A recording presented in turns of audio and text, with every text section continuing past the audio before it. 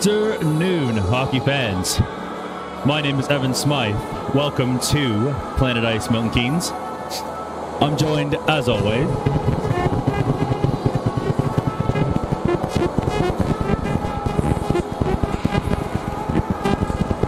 by Adam Materi,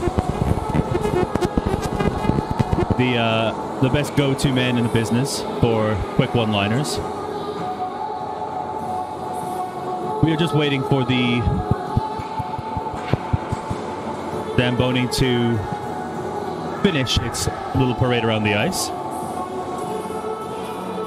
Some of the Slough Jets players coming out to the benches. MK still down in the dressing room. Yeah, we have Ruggedstock Cup action coming at you this afternoon.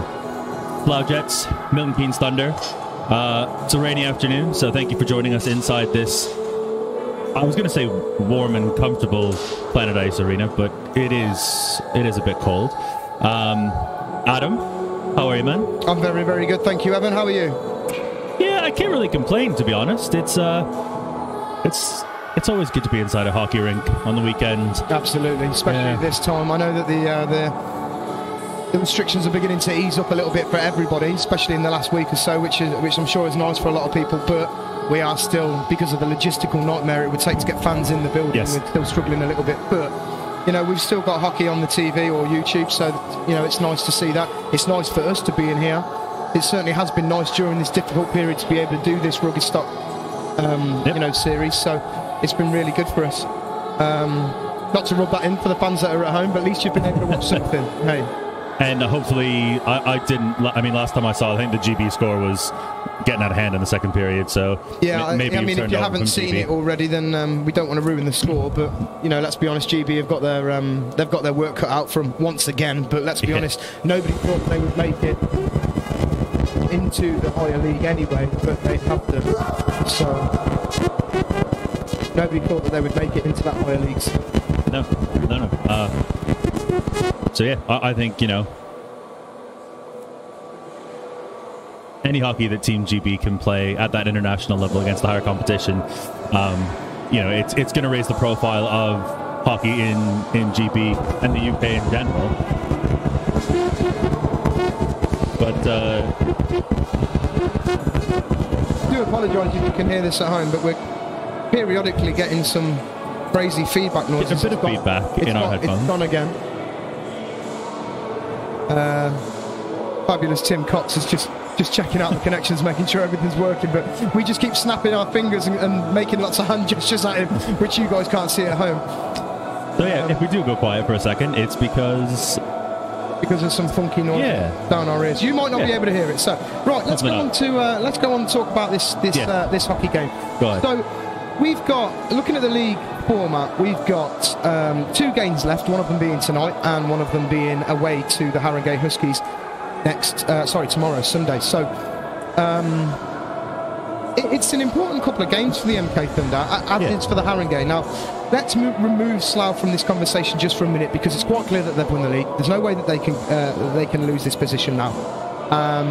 But talking about the essentially a playoffs weekend with some of the northern teams, and having to come top 2 out of the 3 teams, it's well within grasp for the MK team and for the Haringey Huskies. They're both sat equal on 5 points, but the MK team are sat in second currently with 2 wins in regulation over the Haringey's no wins. So they've picked up points from overtime losses and a couple of overtime wins. So it's anybody's game for that top 2nd spot here, you know, to go up north and challenge Widnes and Sheffield in the Northern Cup that's going to be held in Sheffield. So it's very, very important not so much important for Slough here to take the win. Not that they're going to go lightly. I doubt that very much. But it's very, very important that Milton Keynes and Haringey really, really book up their ideas against this Slough team and against each other tomorrow night to bag whatever points they can to secure that 2nd spot. You know, it's anybody's game. It's on the ownership of the Thunder guys to grab points here, and it's on the ownership of the Haringey guys to grab points. And the fact that they've got to play each other tomorrow in Haringey makes it all the more exciting. So you could be in for a good round of hockey today. We don't know how Slough are going to react to it, but the Thunder are going to want to come out really tough here to try and grab them points, put this to bed as early as possible.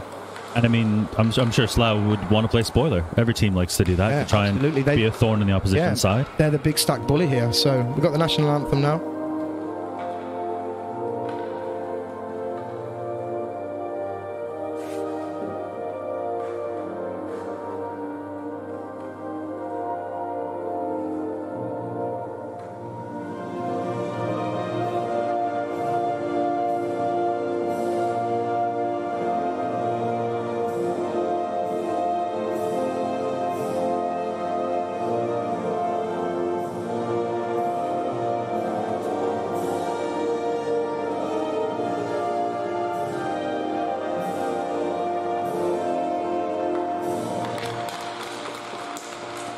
Apologise about that, though. I was rambling on, and then suddenly the national anthem came on. So yeah, so that was both teams on the blue line there with the national anthem. I hope you saw the team list come up on your television sets at home. If you didn't quite catch that, then don't worry, we've got the team list in front of us. I'm sure Evan will be talking about plenty of the guys' names while we're out there. Oh, I'll throw them out there. Don't worry. As always, fans, we've got our Facebook page open, the MK Facebook page. I know not many people use that as a platform on game day, but obviously we've got the YouTube open, so please, you know, get yourselves out there, give yourselves a shout out. If you want to talk about the hockey or just say hello, then you are more than welcome to at any point, and if we've got time, then we will give you a mention. Right, going back to the hockey, we spoke a fair bit about what the league should do and what we as a team, what the Thunder need to do as a team to try and put this to bed, so they've got the opportunity to continue to play in the North versus South streaming series finals, if you like. You know, the teams have just finished around the net, and it looks like we've got a pretty stacked team on both sides. As normal, we've got Matthew Smittle in goal for the Slough. We've spoke about this, the guys have spoke about this as training, big goalie, massive asset to the team. You look at him, you think, you know, he's a big guy, maybe he can't move as quickly. Wrong. Yeah. If you think that he's a big goalie and you think you're going to slip little ones through his legs and things like that, it's not going to happen. If you know, with a goalie like that, you've got to take his eyes away, you've got to get him moving. Otherwise, you're not scoring easily. Yeah, he's been stellar. Yeah. He has been an absolute brick wall for the Slough all the way through these last streaming series, as has Graham. So we're going to see how we get on. I'll hand you over to Evan on the first Milton Keynes face-off win. Thank you very much, Adam. So yes, as you mentioned, Graham Laverick in goal again for the Thunder up against this Slough Jets team today. Slough crossing the line. It's broken up there. Thunder start their lineup with Barnes, Garner, Ferguson and Chamberlain up front, and that's Smith and Adams on the back end. That's Smith in behind the net. He's pursued there by Talbot. Puck comes up the wall to Bradley at the point for Slough. Julian Smith's back on the puck now. He chips it up, but it's kept in at the line. Puck ends up back on Smith's stick. He looks for an outlet. He's going to go to the boards. Chamberlain and Barnes Garner there get kind of in a tangle as they both try to go for the puck. Adams flips that over towards Ferguson at the wall. He chips it out and down into the Slough zone, and that's Baird who goes D-to-D to Bradley. Bradley goes up ice with the puck, but it's now back in Thunder possession as Flaherty swings back in behind his own goal, looking for a breakout pass. He goes to Chamberlain on the wing. Chamberlain looking cross ice towards White, but it goes past White and the defender Bradley, and Smittle's going to put it behind his own goal. Coming together there are players, and the Slough Jets player ends up on the wrong side of that, ends up on the ice in fact, and that was Bradley, who now has the puck. Beaumoulin in there to intercept that puck. He's out there with Good and Good. Too Good to Be True featuring Beaumoulin, back at it again this week. Harrison good with the puck on the boards. His attempted pass is intercepted. White tries to drag the puck across the line, but it's intercepted there by Lindgren. Lindgren in on goal, and a shot goes over the cage. Good recovery by the Thunder there to try and shut that ruck down. That's Ralph out there now, who moves the puck over to his defensive partner. Looked like it was Ross. O'Flaherty now with the puck. Drops it off for Smith. And we've got a whistle for... Was that a delayed offside? No, it's a 2-minute on the ice penalty. I was not watching the bench there. So, the Jets are going to be on the penalty kill. Just under 2 minutes into this first period. Not a bad opportunity for the Thunder here. Less than 2 minutes into the game. If they can nab an early one against a team like this, they might be able to hold them off and, you know, get the Slough Jets to start making some mistakes as they start to push through the game. So, an opportunity here for the Thunder to grab a point. Yeah. Get on the board early. Yep. So Redmond will sit that bench minor for Slough. The Thunder power play is out there. We've got a repeat of line 1 with Chamberlain setting up at the left point off the face-off. Smith in on Ralph there to try and cut that dump play out, but it goes out and down the ice. Adams to collect it behind his own net. It's a bit of rolling puck, so he's got to settle down. He drops it off for Chamberlain. Chamberlain cross-ice pass, doesn't find any Thunder players, and that's Ralph who sends that out and down, but only to Adams, who drops it off to Chamberlain. Chamberlain makes the zone, goes wide. It's passed towards the corner of the goal. It's intercepted by Smith's stick, and it's dumped out and down the ice where Laverick comes out to play the puck, leaving it for Henry Adams. Adams mishandles that puck on the forecheck there by Norris, but he's got the puck back again. He's got some space to skate this puck out. He's going to hit Barnes-Garner on the wing. He chips it in past the Slough defender, and Thunder are going to try and set up their first possession here, but all's for naught there as Adams is unable to find the handle on that pass. Ferguson now drops it off to Chamberlain. He's got White at the high point on the right hand side. White shot goes wide of the Slough goal. And O'Flaherty's now in on this power play defensive unit. Puck goes out and down the ice. Smiddle in the forecheck. Laverick's going to play that around the board safely to Laverick. Laverick leaves it for White. White using his edges well there. They shut down a bit by Lindgren. O'Flaherty trying to find Connor Good on a long stretch pass. That's going to go past Good and down the ice for an icing call against the Thunder. So there's 30 seconds left in this bench minor to the Jets.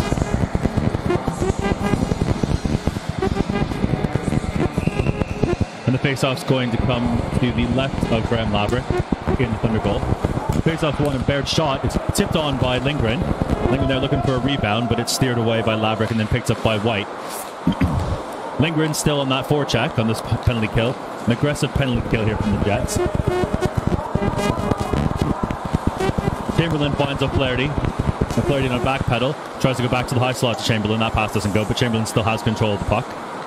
Beaumoulin jumps onto the ice for the final moments of this power play. Chamberlain still has the puck. Connor Good to the high point.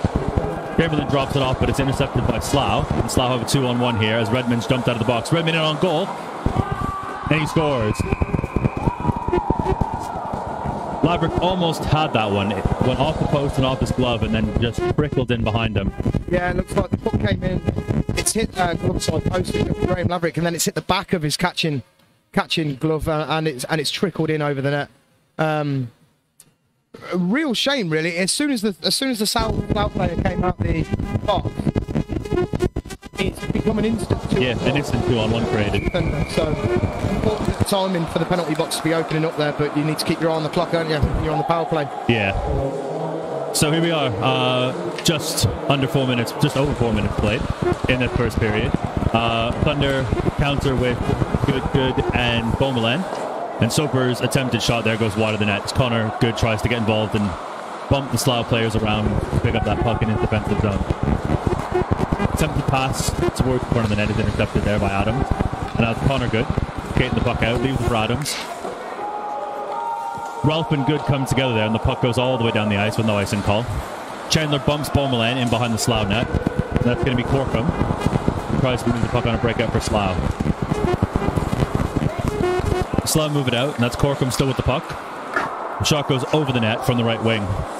And as Slough change, Thunder have a chance to regroup here to get some solid possession and gain some ground in to the Slough zone. Barnes-Garner by himself, takes the shot and goes to the backhand. Middle there to hug that post and steer the puck behind the net.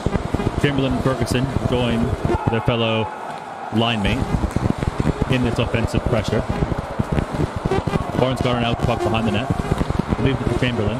Chamberlain tries a little spin move at the side of the goal, and the stop play is paddled away by Smiddle. And that's going to be Rowe, who tries to hit Dowdy on a long stretch pass, and that doesn't work. It's pinned up against the boards. Mixture of Jets and Thunder coming together there. And it's O'Flaherty who's going to try and skate that out, but he's bumped hard. However, the puck does find Chamberlain. Chamberlain, a bit of a break. Slap shot. And it's a nice stick save from Smittle there. He steers that away. Cut down the angle nicely there. Chamberlain was at a bit of a bad angle. Solid forecheck here from the Thunder. Barnes Garner is able to strip the puck from Baird. White's going to the front of the net. Baird does well to recover defensively and intercept that puck. Adams now has the puck in his own zone. Backpedaling. Tries to hit Phil Mulcahy. First action we've seen from Mulcahy, and Dean. As Mulcahy squared now have a new centerman. Previously they've been playing with Julian Beaumoulin. Now they're out there with Sam Dean. That's Danny Mulcahy now with the puck. Hits Sam Dean. Dean takes it on the backhand and slides to Phil Mulcahy. Mulcahy's shot is steered away by Smittle. And the puck is now moved out into the neutral zone, but taken by Phil Mulcahy. The Thunder try to turn back on another offensive rush. Smittle now has the puck, crossing into the Thunder zone. Got Talbot with him, and Norris in the middle. Norris' shot, pad saved by Laverick, and he'll cover up and get a whistle. Good reaction save from the Laverick area, trapping in front of him with the ball flowing hard. Yes. And from Smittle as well, the Bobby Chamberlain opportunity there on the right-hand wing. He didn't have anyone else with him. He didn't really have much more choice but to shoot, but as we know, Bobby Chamberlain's got a role with him. So yeah. We know that Chamberlain's always going to fancy himself a shooter in that situation, and you know, that's what Thunder needs. They need those shots on goal, even if they are from those dirty areas. Smith chips that puck, attempted to chip it up and off the wall. It's met there by a Jets player, looked like to be Dobe. And Lindgren, from the face-off circle, goes far down, just over Laverick's shoulder from an awkward angle. That's Juha Lindgren going up and over to make this a 2-0 game for Slough. Certainly not the start that the Thunder wanted here. No. In their own building, when we've got they've got the opportunity here to take some points and get themselves nice and comfortable in the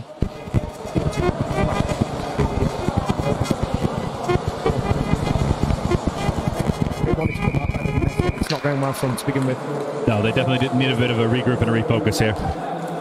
Off the ensuing face-off. Good. And Beaumoulin on the forward line. Hayden Hagar and Henry Kavaka out on defense for the Thunder. Hagar banks that puck up off the wall to Good. Good little chip to Beaumoulin. Beaumoulin with a bit of a stop-start. Finds Henry Kavaka on a cross-ice pass, but it's turned over and Ross filters that back into the Thunder zone, where Hagar has a bit of a chance to skate. Hits Good on a breakout. Good stumbles, loses the puck. Beaumoulin chips it up to center. It's going to come to Slough, and that looks to be Hildreth. Hildreth centering pass. Doesn't go. Kavaka to Harrison Good. Good tries to point Connor Good across ice. That pass doesn't work. And Thunder are going to roll their lines here, and Slough are going to go for some new forwards as well. Pass on the left-hand side. Finds Rose. Rose shifts that in. It's Redmond and Dowdy in there for Slough. But White comes away with the puck. He's going to go cross ice to Barnes Garner. Chamberlain's going hard to the front of the net. Shot pass is blocked. Hard block there from the Slough player. O'Flaherty has the puck, steps into the blue line. Barnes Garner with a quick shot, goes off the side of the cape. That's Ferguson in behind the goal to win that puck back for Chamberlain. Chamberlain goes back to the front of the net, and that pass doesn't work. O'Flaherty stepped in. Barnes Garner covering on the point. Slides with White. White shot through a mess of skates. Doesn't go anywhere really. But Ferguson now has the puck back. And his pass for Chamberlain is just a bit too far. And Slough are back in possession as they look to break with a cross-ice pass to Dowdy. Dowdy's dump right to White. White finds Chamberlain on a half break. Chamberlain's shot is well saved by Smittle. Came well out of his crease. He was well out into the white ice there to make that save. Baird slides the puck in behind his own goal. And now Norris has a chance to break. He finds Talbot. Talbot trying to go inside and outside on O'Flaherty. That doesn't work. O'Flaherty shuts him down well. Drum up against the bench. Barnes Garner was maybe looking for a whistle here, an offside. Doesn't come. And the puck is put on goal by Smittle and then covered by Laverick.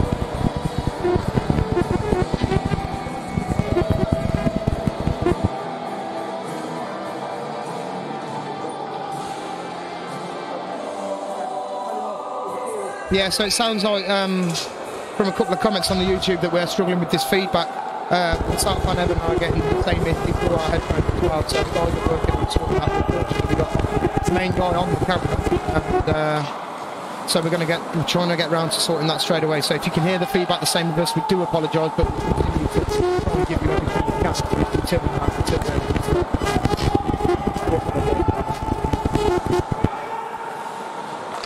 There's a pass out in front, and Mulcahy is unable to bury that one. It's another good pad save there by Smittle. Baird moves that round to Black. Danny Mulcahy steps in off the point. Mulcahy is bumped there by Black, digging for the puck. Mulcahy comes away with it. He's got Dean in front. He's going to try the stuff play, but it's blocked there by Baird. Smith steps in off the point. Baird with another little block there. Pass attempted for Talbot. He's going to go off his stick and down into the corner, so he chases it down. Watched there by Smith. Slough have fresh skaters, as do MK. The puck comes to the front. Norris can't do anything with it. His pass comes all the way back, and Bradley can't hold the zone, and he's going to have to regroup with Ralph. Ralph suns that puck in. Rolling puck, Smith has to deal with. Spinning around like a spinning top, and Adams is going to send that out down the ice. Smittle's got to come for it because Good was going to beat him to that puck, but Beaumoulin going to follow this up. Going hard on the forecheck here. The puck rolls to the front of the net, and Smittle falls on it. Very aggressive play from Smittle there. Yeah. A bit of a 50-50 on a player, and he's made the right decision to come out when he did. 100%. I think any later, and he could have found himself coming a bit unstuck, but another good decision from the Jets' Tendy there. Off the face-off, good shot. It hits the skates of Moore, but it comes to O'Flaherty. His shot's blocked. That's Dobb or Dobby. I can never remember. I'm sorry, whichever way it is. Tries to send that up for a bit of a stretch pass off the boards there, but it doesn't work, and it's going to go for an icing. And the face-off will come back into the Slough zone. 8:45 left in this first period. Thunder. Pretty end-to-end hockey. Yeah. So far, hopefully that continues. Obviously, the scoreline's not looking great for the Thunder, but no, there's still plenty of hockey left in this game.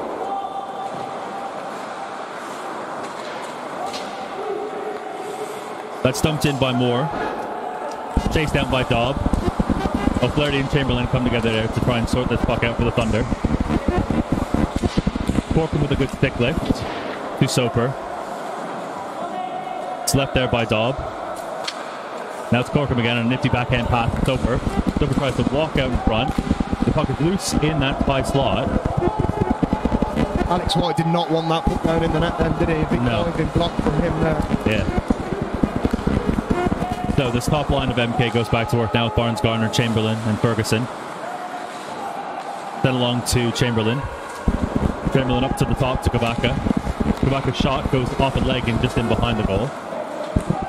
Barnes Garner's going to slide that up the wall to Hager. Hager's shot was high and wide. I feel like Hager was just trying to get it near the netter, get it off the body, to just do something to get that puck towards the goal. Corcoran's shot goes wide. And Soper sends that back in behind the goal where Hager collects. Hager's looking. Can hit Barnes Garner in center ice. Chamberlain follows up. Chopped out there by Doherty. Hager keeps the line. He's still got the puck. Oh, Smith was trying to line up Redmond there, but the hit just wasn't on for him. Chamberlain again though with the puck. And that's going to be an offside of the line. Yeah, Danny Mulcahy miles offside, and I think he thought maybe Bobby Chamberlain was going to push that one straight into the zone, and I think Bobby just wants to take that position, make sure he had it under control, and young Danny Mulcahy was straight over the line. Good sign from the young Solihull lad, wanting to get over to that goal quick down, but actually knocked off the ball down, so they're going to take that offside.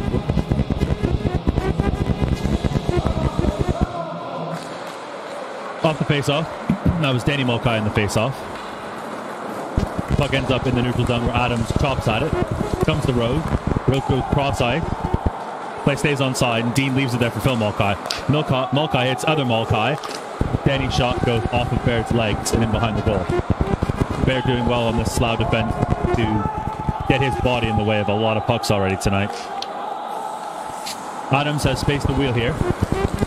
He's met there at the line of Talbot there, and Norris, and now it's Smittle. Adam steers him wide. Middle's going to try and chip it all the way around. That's Chamberlain who meets it there at the left point. Chamberlain's bumped. Chandler is bumped by Dean. And that's Julian Smith with the puck. Hounded there by Talbot. Smith trying to stand Talbot up, separate him from that puck. Dean comes in to help. And the extra shove is going to result in a penalty for the Thunder. I think Julian Smith, there was no contest there. He made his way straight to the box. He was getting a bit fruity with the Slough forward there in the corner.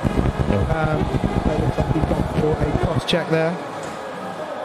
Just put Slough up on the power play with just over 6 minutes left in the first period. The penalty box to service 2 minutes, and that will give Slough an opportunity to really put an early nail in a coffin here. Yep, and we know that Slough have those shooters on this power play. That's Norris at the top. His pass doesn't go. And O'Flaherty shoots that down, and Baird can only kind of pick it back into his own zone. But he now has the puck in behind his own goal. He's got his forward swinging, but Beaumoulin quick forecheck strips him with the puck. Beaumoulin good here on the penalty kill for MK to start off. Puck's held in up against the boards, but now that's Talbot with the puck. He goes cross ice, and that comes to Rose, but Rose can't handle that pass. Redmond had a bit of a step on White, but White quickly back to try and scoop up that puck. Thunder trying to sort their shape out. Talbot tries to send a pass from the corner. Doesn't work.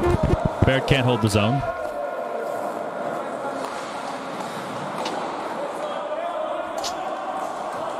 White now with the puck. He's going to send it out and down the ice. Norris tried to meet him there, but White was not interested in any physical contact. He kept his socially distanced self well away from that Slough player. Ferguson on the forecheck. And that forecheck means that Slough end up icing the puck. Nice move from Harry Ferguson there, putting the Slough defender under that pressure, forcing him to make the pass that he probably didn't want to be letting go at that speed. And obviously there's an icing call with puck goes straight up the Slough end there. It is still a power play to the Slough, so they should deal with it quite well, but there's 41 seconds left in the power play, so let's see what the MK Thunder can do here while they're zone. Maybe a good shot. Yep. Off the face-off, Moore beats out Ferguson on that face-off. And now it's Ralph. Holds that puck, works his way through the neutral zone. Makes the Thunder zone. He's going to dump that puck in and around behind the goal, where Lindgren's going to pick it up. He's got Smittle with him on the side. Puck goes back to Lindgren. The puck glides off his stick, and Adams is able to scoop that up and shovel it down the ice. Good big clearance from Adams there. A good spatial awareness on the ring. He could see the gap in the blue line, and he sent it straight through. So he sent it the full 200 there, which was good. It's given... That's definitely killed off the rest of this penalty by the looks of it. 2 seconds left. Jules comes out of the box.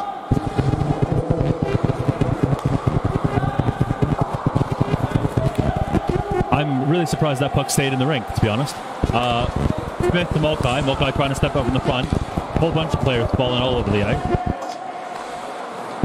Shot from the side is somewhere in the body of Smittle. He did well to hold on to that puck as well. If that had come out, I think there was a Phil Mulcahy looking for the rebound, and he's held really, really well. Yeah, one of those shots that I don't think the goal was expecting, but he didn't move after he got hit with the puck, because he knew that if he moved, he might have been more dangerous. There was definitely a good composure from the goal. Definitely no panic there when the puck came in. He did what he needed to do. Yeah. 3 minutes 50 left in this first period. Face-off win by the Jets. Mulcahy bumps Baird hard in the corner there. White steps in off the point. Comes up with the puck. Tries to slide that puck. Danny Mulcahy with the shot. And it somehow hits Smittle again and not gone in. White now, high slot. His shot goes off the pads. Oh, it's a real shame for the Thunder. These guys getting a breakaway off that opportunity. O'Flaherty coming all the way back to slide and took out Soper and took away that scoring opportunity. So a bit of frantic end-to-end play here as Baird dumps that puck in. Hold on to your hats there, buddy. Mulcahy with a nice inadvertent tip to his brother in the neutral zone. Delayed penalty coming here, though. And Talbot's going to go for a hook, it looks like. Probably not a great penalty for the Slough guys there. Penalty in the MKN there. He didn't need to do it. Talbot's obviously a bit of an asset to the Slough team, so this will put the majority of the rest of this period on a Thunder power play, hopefully to try and half this scoreline and give Thunder an opportunity coming out in the second to forward pass. Yeah. So it looks like Slough have Norris, Middle, English and Ralph out there to kill this penalty. We've got Chamberlain working the point with Adam on this power play. But Chamberlain's pass is picked off by Ralph, and Ralph will send that in cross ice. A strategic dump there to get Middle on the puck before any of the Thunder players. Middle's going to try and find Norris there. Norris does a good job to hold that puck up, and he's going to send it all the way back down into the Jet zone, where English goes to his defense partner Ralph. Ralph goes to Norris, back to Smiddle.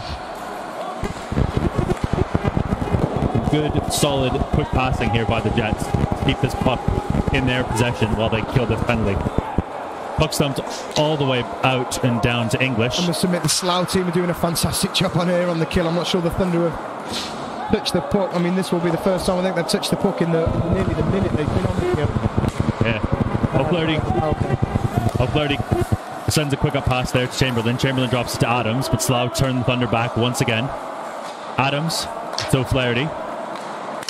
O'Flaherty's attempted pass to Ferguson is picked off by Moore. And the Thunder are going to need to do more on this power play as the time is ticking away. Puck sent around the boards. White's going to meet Lindgren there, try and take the puck.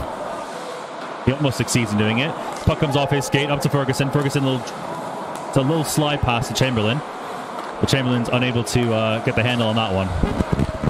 Goes up top to O'Flaherty. O'Flaherty shot. Attempted tip by Barnes-Garner and right into the kitchen mitt of Middle. There are 22 seconds left on the Slough penalty. That's the first shot that went in, and I think it's also the first opportunity that they'd entered into the Slough zone. I think the Slough have done a great job keeping that puck out of their own zone there, and in fact spending a lot of the penalty in the Keynes zone. Yes. But again, another shot that we could see, and he's done a good job swallowing it up. Yeah. So good to Alex White. Back to Connor Good. Good shot. Goes off of something and comes back up to the top where White sends it into Harrison Good. Puck squirts to the front of the net. No one can get a stick on it. There's a couple shots and it's in! In a boo! Julian Beaumoulin. Goal. There's 1 second left on the penalty, so that will go down as a power play goal. And I'm pretty sure that was Julian Beaumoulin in front of the net. Excuse my French. Pardonnez-moi. This is exactly what the Thunder needed here to try and stop the Slough start. The Slough, I mean, every time the Slough gets to come to visit this building and I've been involved in the game, I've seen the way that they come out in the first period, and they come out hard, they come out fast, and they come out looking hungry for goals, and that's what they did again today. But the scoreline's just been halved by the Thunder. Yep. That's exactly what they're going to be looking for. And Beaumoulin's in again. His pass to Good doesn't go, unfortunately. But yeah, Julian Beaumoulin sitting in front of that net. Puck pops out and he says, "Oui, oui, monsieur," and he takes the goal. He took the opportunity where it came. Smiddle now with the puck for the Jets. Beaumoulin working on him on the back check. Puck's in Talbot's feet, and then a Good's feet. Talbot can't get that shot off in the high slot. Beaumoulin drops it off to Good. Good dumps it in, but Chandler's able to knock it down with his glove. And Chandler goes cross ice to find his teammate Norris. Norris sends it cross ice to Lindgren. That pass doesn't work. 26 seconds left in this first period. Adams steps up, goes past Norris, gains his own. His shot from the outside. It hit Ralph on the skate, and it could have bounced anywhere, and it bounced in behind the goal. Yeah, it looks like the goal judge put his light on there for a second. I didn't quite know what happened there. Bit confusing. 9 seconds left. Laverick's out of his cage. He plays it to White. Oh, bad news for the Thunder if they can't get this put under control quickly. Big save. Big save by Laverick with 2 seconds left on the clock. Whoa. And that'll do it. Oh, flash and that pad, baby. I confidently think that we might have found the issue with our we've got some extra power banks that we use for the behind the net cameras during the replays and stuff, and because they're only mobile phone cameras, they run out of battery quickly, so we have some power banks that charge them up so you guys get the replays all game. Unfortunately, that is what's been doing us over, so I've removed them after one of your comments about having removed mobile phones. I just looked for anything electronic and it seems to have calmed down. Anyway, going back to the game, forget about that, who cares, that's over now, that's done. That save from Laverick at the end's got me all a little bit giddy. Yeah. Him out right into his left-hand side face-off circle to stop that, to grab hold of that puck. And then suddenly he found himself into trouble when the pass didn't really go the Thunder way. No. And Slough ended up with the puck. And he's gone straight through on net with Laverick well out of his net. And he's pulled off a phenomenal sliding toe save there to stop the puck. Yeah. And in that situation, seeing what Lindgren's done already in this series, I would have put my money on, Graham being out of position, being bared down on, by that Slough forward. But Laverick did so well there to flash that leather on the big blue pad of his. So let's talk about that. Yeah, let's talk. Yeah. Sorry, do you know what? We've been a little bit far away. Evan, I want to congratulate you there on that period, because I'm not sure I could have done it with all that interference in my ears. I was struggling myself to get involved because maybe I just can't multitask. Maybe not. I don't know. That's the missus at home. I'm sure she'd probably agree with that. I was just talking. Yes. So talk about that hockey. I think it was a good first period, I think, of hockey in general. Yes. I'm confident in thinking it's not the start that the Thunder wanted. Obviously going to obviously not. Obviously weren't their play. But we know that it's the fact that they're Slough play. It's exactly what they want. And I know it sounds daft talking about 2 goals is 2 goals, but we know that the Slough come out hard. We know that that's what they do. They've got an incredible goal scoring force in the team. We know that they're capable of doing it, but I'd be interested to see the shots on target there in that first period, purely because I don't think the Thunder did a bad job. It was another example of what we talk about in training, what the lads get in training about Smittle as a goalie, how he's so good at stopping the shot. He's so good at moving even for a big goal. Yeah. You've got to take his eyes away. You've got to get him shifting through the crease. And look at the goal that the Thunder scored in the end. It was a kerfuffle, shall we call it, in front of net. There was lots of sticks, lots of skates. Smittle probably had a lot going through his head, and the puck's found its way in. Whether it was a pretty goal or not, I fear they're the sort of goals that you need to sort of expect from the Thunder against a goalie like that. Yeah, I mean that's what it's going to take. It's getting in his face. I think on that play he had Good and Beaumoulin right on his doorstep. They were banging and smashing away at it, and Beaumoulin found that loose puck and was able to just chuck it into the back of the net. So going forward, if the goals come in a really greasy manner, so be it. If that little bit of black pudding crosses the line, a goal's a goal. Yeah. And I think they're the sort of games that I think it's good for fans as well. It's all very nice watching someone go bar down Skavich or going straight in the top Jets. But at the end of the day, if the puck's sat there in the blue paint, everybody's on their feet. It's exciting. We don't know where it's gone. The goalie's fishing for it. Lots of sticks. I think that's exciting hockey. Them dirty goals at this level of hockey is sort of the goals that you expect to see, especially when you've got the calibre of goalies that we've got here tonight. Definitely. So good period from both teams. I appreciate some of the comments that are coming through. I've been miles away because of this feedback. We've got Lucy Allen saying that they're going to miss the commentary duo when we are finally allowed back in. So that's a really, really nice thing for you to say. So hello to everyone turning up. Lizzie Rose, come on Thunder, take them out. That's a regular name we tend to see a lot. Lizzie Rose says it doesn't sound like feedback to me. It sounds like you're riding your bike into the wind and blowing on a kazoo. I mean, we could try that. We could try that after and see what happens. I think, I can't imagine that would be much better. Maybe it was similar to that, but I'm going to put it down to feedback.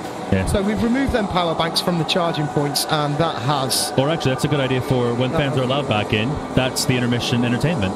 Someone riding a bike around the ice blowing a kazoo. Maybe we should get some spikes on rubber tyres, and we should go around on our bikes blowing kazoos. There we go. We might get some free entrance for that as well. You never know. Maybe. Winner chicken dinner. Maybe. Right, so we'll leave it to it. Hopefully you'll get a little bit more of an exciting second period from us too, without the feedback. And but as far as the hockey's concerned, hopefully that's what we're going to see for the next 40 minutes as well, because that, to me, was a good period of hockey. Yeah. Exciting to watch, end-to-end stuff. Opportunities coming from both ends, and I'm going to go and have a little walk over to the timekeeper, see if I can get the shot count on that. So I'm really interested to see what that looks like. So grab yourself a drink. Go to the toilets if you need to. Nip to the loo, as I like to say. Nip to the loo. And we will see you in 10 minutes or so once the ice has been done and the guys are ready to go.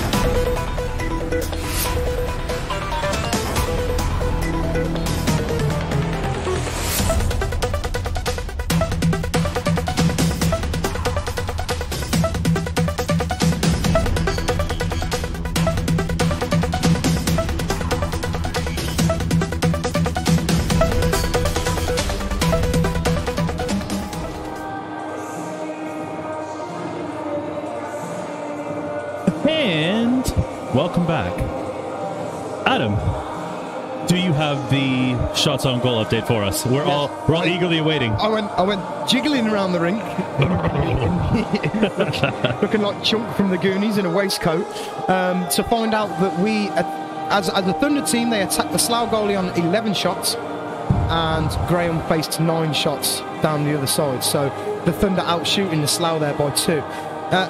I think we need to... I was interested to see them shots purely on the basis that it was end-to-end hockey. Yeah. I felt that it would be close. Outshooting a team by 2 goals in the first period isn't all that. We need to talk about the opportunities and the level, or the manufactured opportunity that the Thunder have given themselves on Smittle and vice versa on Laverick. And I feel that, as we've spoken about before at training on numerous times, especially leading up to Slough games, that we have to take this goalie's eyes away from him. We spoke about it even here today at the start of the game, and I still feel that you've got to stick to that. Yeah, there's no doubt that this goalie is you know, he's played here at the MK rink a couple of times, and I think every time we've seen him, he's played really, really well. And I agree. Got to get him moving. Yeah, credit where credit's due. I mean, just looking over at the goal, like those CCM pads. They just swallow everything up. They're huge. They're big pads. I mean... Big pads for a big guy. Yeah, but like if you think about the size difference between Smittle's pads and Laverick's pads, the size difference automatically, you know, gives Smittle that advantage of getting down into the butterfly and closing off the bottom part of that net from in close. So it'd be interesting to see if Thunder can go up above him, get him moving around as we talk about. Definitely be interesting to see. Right off the hop here, Smittle has the puck. Adams with another patented Adams dive. Steers that puck away into the corner. Puck comes around to Bradley, I believe. And now it's out of the zone. Barnes-Garner working that up against Bradley. Bradley comes up with the puck and sends that across to Baird. Baird tracking that puck down. Goes D-to-D back to Bradley. Bradley to Norris. Norris into the skates of his teammate, Talbot. Talbot holds on to that puck. Still has the puck. Up against Adams. Tries to work it to his inside and then go back outside, but Adams was having none of it. Which is a territory in Canada, just in case you didn't know. Puck's held at the line. Shot on goal is blocked away by Laverick. Puck is sent back down where Ferguson is going to pick up the pieces. Puck sticks on the fresh ice. Puck sticks again on the fresh ice. And that means Smith's pass goes past Adams, unfortunately. Dobb drops that off to Moore. Moore once again. Yeah, looks like they're struggling behind the net there. The ice still a little bit sweaty from the ice cut. Adams with a bit of a toe punt to steer that puck away to the boards. Long shift here for the MK forwards. Slough have already rolled their lines. Moore's taken down behind the goal. No penalty. The puck's under Laverick. Moore comes with an extra bit of a shove there. I think he felt hard done by up against Ferguson in the moments leading up to that cover. So, finally get some line changes for Thunder. Yeah, as we were saying just before the face-off for the start of the second period, it's interesting to see... to know, what the coaches will have been saying to both of these teams in the changing rooms there. I mean, I don't know the stats on the previous first period scores against these two guys head-to-head, but I do believe that Slough have normally come off a bit better than they have done today in the first period. So the Thunder are definitely still in this game. It's a one-goal game, and plenty of opportunities down the Slough end for the Thunder to come back. Yeah. Off that face-off win by Beaumoulin, O'Flaherty chips the puck up to Good. Puck is tipped in. Ross goes back to pick it up. He's watched there by Harrison Good. There's a turnover there to Julian Beaumoulin. Beaumoulin tries to drop it off back to Harrison Good. Moore's going to glove that down. Good forces him into a bit of a split move as he hits the ice.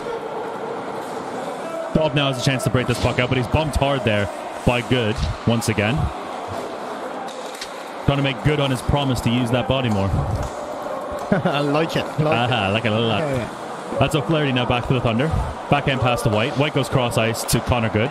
He's going to spin away almost from Moore, but Moore's going to strip that puck from him.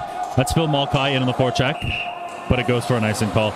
So the puck will go all the way back. Yeah, the linesman spotted Conagoo jumping off the ice there. Didn't realise it was probably going to go down for ice in there, but he got him. Has pulled him back onto the pad.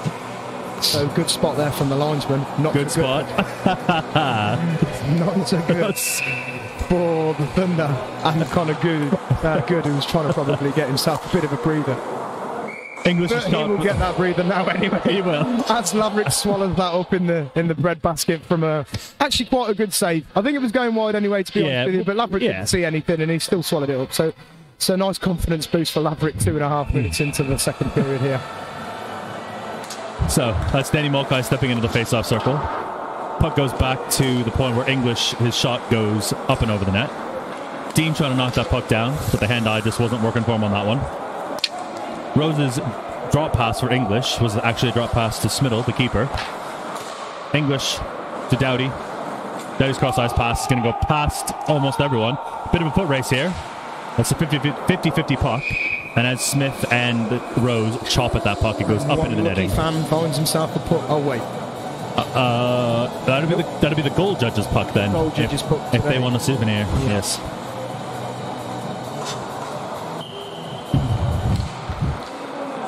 Face-off goes the Jets' way.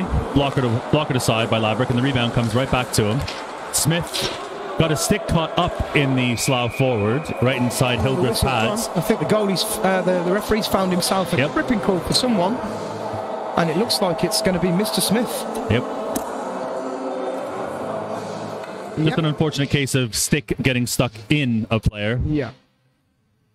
And trying to justify his rights to the linesman there, but I'm not sure he cares too much. So the big number 26 makes his way over to the Thunder penalty box for the second time tonight. So the Thunder have got some work to do here. So Smith will sit for 2 or less as the Jets go back to the PP. Norris finds Rose. His little tip goes past the goal. Beaumoulin first to the puck. He chops it out and down the ice all the way around behind, where Smittle comes out to stop that with his goal stick. Norris beats Good to the puck. He leaves it for Talbot. He's got Redmond to his left. He's got Baird on his right back at the point now. Pass attempt is blocked out by White's skate. Pass comes up to the top to Baird. Baird goes cross to Norris. Norris' quick shot off the pads of Laverick. Nice save there. Rose back to Norris. Norris' shot again. Tipped on by Talbot, but it goes wide. Bowman tries to chip it past Baird, but that doesn't work. White and Redmond working on the puck down low. Talbot and Beaumoulin come in to help. White picks up his piece of timber that he lost and rejoins this penalty kill. Baird shot from the side. It goes on goal. Couple saves there by Laverick. He is all over the ice. Fantastic triple save there. The Bish Bash Bosh. The Bish Bash Bosh save from Laverick and then very, very bright blue pads. Oh, ka-chow. Norris works the puck over to Baird. Baird looks to reload here. The shot. It goes wide and into the corner. It's going to come all the way around, and Norris is going to have to hold the line well. But he doesn't. Beaumoulin's got a break now. Himself a bit of a breakaway here. Beaumoulin in on goal. Oh, it would have been brilliant if that Slough player was on the Thunder team. And the back the other way. Smittle now is a half break. Smittle goes into Laverick. Go for that. Chamberlain coming in with a little bit of a shove. Get off my goalie sort of attitude there, which is fair enough. But no, that's what you want, though. There's a little bit of end-to-end for you, so let's just recap on that. Beaumoulin taking that puck away from that defender who was struggling from that that wide shot from the right-hand wing. And Beaumoulin's given it a little touch pass, and he's made his way forward. But the D-man's done a fantastic job. Keep up to him, tie him up, and all he had really was a bit of a nothing backhand shot left. And he did well to steer him aside. He did well to push him out, but then, obviously, the Slough replied to that. You're not having a breakaway on me, I'm having a breakaway on you. It's our power play. So he goes flying through the middle of the ice and ends up on a breakaway against Laverick. Blows himself a tyre and ends up in the garage. In for repairs. I did get a bit worried when Laverick's knee kind of jarred back into the goal like that. That was a bit of a momentary bit of concern. It always gives you a funny feeling when you see a goalie collided into like that, because you don't know where the skates have gone, you don't know where the sticks have gone, and obviously nobody wants to lose their number one goalie for the night to an injury, do they? Yeah. So Ralph hits English. English goes past O'Flaherty, but Chamberlain's there to recover and chop the puck back up the boards. Ralph weaves his way into the Thunder zone, but he's immediately stripped of the puck, and the puck sent out back down the ice. The Thunder are back to full strength. As the puck goes down the ice for an icing call, potentially. No icing call. No icing call there, waved off. Call me crazy. It looks like Ralph is using a Bauer Nike twig. That is a throwback. As the puck comes to the front of the net and Smittle saves Ferguson's tight shot right from the top of the crease there. That is a major throwback. Ralph's stick having a Nike Bauer stick. That is... I don't think you're wrong. I mean, forget the hockey for a second. Oh, but Phil Mulcahy goes right past him. Breakaway. Oh! Goal from Phil Mulcahy. How are you doing? How are you doing? The roof of the net. Where's Smittle's water bottle? Just checking it's still on the top of the net. But his jock is all the way in the corner. Let's just talk about that Nike Bauer stick for a second, though. Joking. That was a massive steal from Phil Mulcahy, the young 24. He's taken the puck straight through the middle of the pad whilst we were rambling on about. I am happy to be interrupted. I'll tell you that for free. And he's pulled it onto his forehand. Tiny little judder on the puck just to get Smittle to drop. He's pulled it onto the backhand, and he couldn't have rolled that puck round the cage any nicer. I don't want to sound one-sided, as we've been accused of before, but you can't deny a good-looking goal when you see one. Magic Mulcahy. That's 2-2. That is 2-2. That's definitely what they'd have been looking for in this period. We have got a hockey game in front of us. Fans, 14 minutes left in this second period. Baird with the shot from the point. Redmond trying to get the tip on. He had no idea where that puck went. That's collected in the corner by Dean. Dean with a good quick up to Phil Mulcahy. Mulcahy trying to find Danny. Danny's shot is a pad save by Smittle. Another good opportunity from the Mulcahy squared. Yeah. Dean with a good bump there on Doughty on the boards. Puck's turned over. Smith trying to hit Dean. That's... Oh, I don't think he saw that one. Calling for an interference call there as the puck didn't actually quite meet Sam Dean before he got hit. To be fair, I thought he got his elbow up a bit, but there we are. Redmond on his off wing. Doesn't find Rose with that puck. Comes to Smith. Denny Mulcahy just can only tip that puck forward, and it's going to come to Bradley. Good steps up on Ralph. Connor Good has the puck again. He's going to try and gain the zone. Harrison Good has it. He goes back to his brother. Connor Good's in on goal. Backhand. It's another backhand goal on Smittle. Maybe they found a weakness here. The too good to be true line. It is too good to be true. Oh, he tried to enter into the zone, but he stepped up very nicely by the Slough player. But he just tips the puck forward onto his brother Harrison. Harrison takes it into the zone. He hasn't got a great deal left, but to give it him straight back. It splits the D-main straight in half, and it gives Connor Good the opportunity to go in on the goalie. And again, almost an identical move to the Phil Mulcahy goal we saw just a couple of minutes ago. What a great finish. Lovely, lovely, lovely. I mean, he goes in 2-on-1, 3-on-1 in fact. He gave a lovely pass. Both D-man go straight over to Harrison Good. And slipped it straight through the armpit by the looks of it. Right through the 6 hole. Right through the 6 hole, just underneath. Oh, the 14 hole, or whatever hole it is. Whatever hole it is, it doesn't matter. The puck found its way through whatever hole it could have been and found the back of the net, which is exactly what the Thunder wanted. Oh, could this be shocking the Slough team a little bit? Have they gone down in any of the games they've played so far? I mean, I don't actually know, but I'd be very surprised if they had. They've been a solid team throughout. Yeah. And I wouldn't be surprised if both the tempo and the ferocity picks up a bit here. Absolutely agree. White steps in from the point. His shot's going to go all the way around the dasher. And O'Flaherty's going to have to come back and get that. Beaumoulin was there on the cover if O'Flaherty got in trouble. Harrison Good throwing the hits out a little bit just to keep this fire burning. White makes a play, but takes a hit. The Jets on a nice little give and go. Graham's lost his stick. Laverick's lost his stick in the in the corner here. Beaumoulin's trying to give him a player stick to work with. He's got one now. If that's not the weirdest sight in hockey you've ever seen, it doesn't happen very often, but it has today. So Laverick sat there without his waffle board. Yep. Good comes for a change to get Chamberlain back on the ice to give a bit more even-handedness to this shift. All right, Flatsy's made his way over to that goalie stick here to try and get that stick replaced. Graham's got his... He's got his twig back. He's got his twig back. Lovely little saucer pass to get, I believe that's not Corkum, that's Lindgren in there. But his pass doesn't come to anyone, and it's going to come out and down the ice where English picks it up. Moore is bumped there by Ferguson, so he can't collect that puck.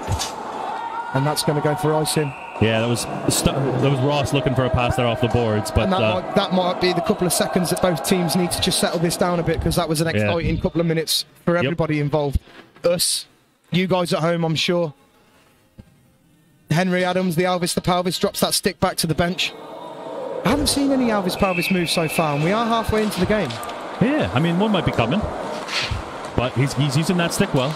Good stick check. Good solid defender, Henry Adams. Bob to Lindgren. That was going to be offside, but Chamberlain did well to lift the stick. Ferguson on the forecheck here. English with a spinorama pass. Almost was picked off there by the Thunder. Smith. He's got Adams with him on this regroup. He comes all the way back into his own zone. Barnes-Garner, nice little kind of chip drop there to Ferguson. He gets it right back. He gains the zone, drops it to Chamberlain at the line. Chamberlain stick check there by Moore, and it's now just in the neutral zone. Yeah, just to the wrong side of Chamberlain's stick there. He's a righty, and it ended up on the left there. Barnes-Garner dropped it off just a bit early, I think, and they stick checked it out of the zone. But and this is what's handed the possession over to the Slough team. Yep. Another good save by Laverick on that shot from the far side.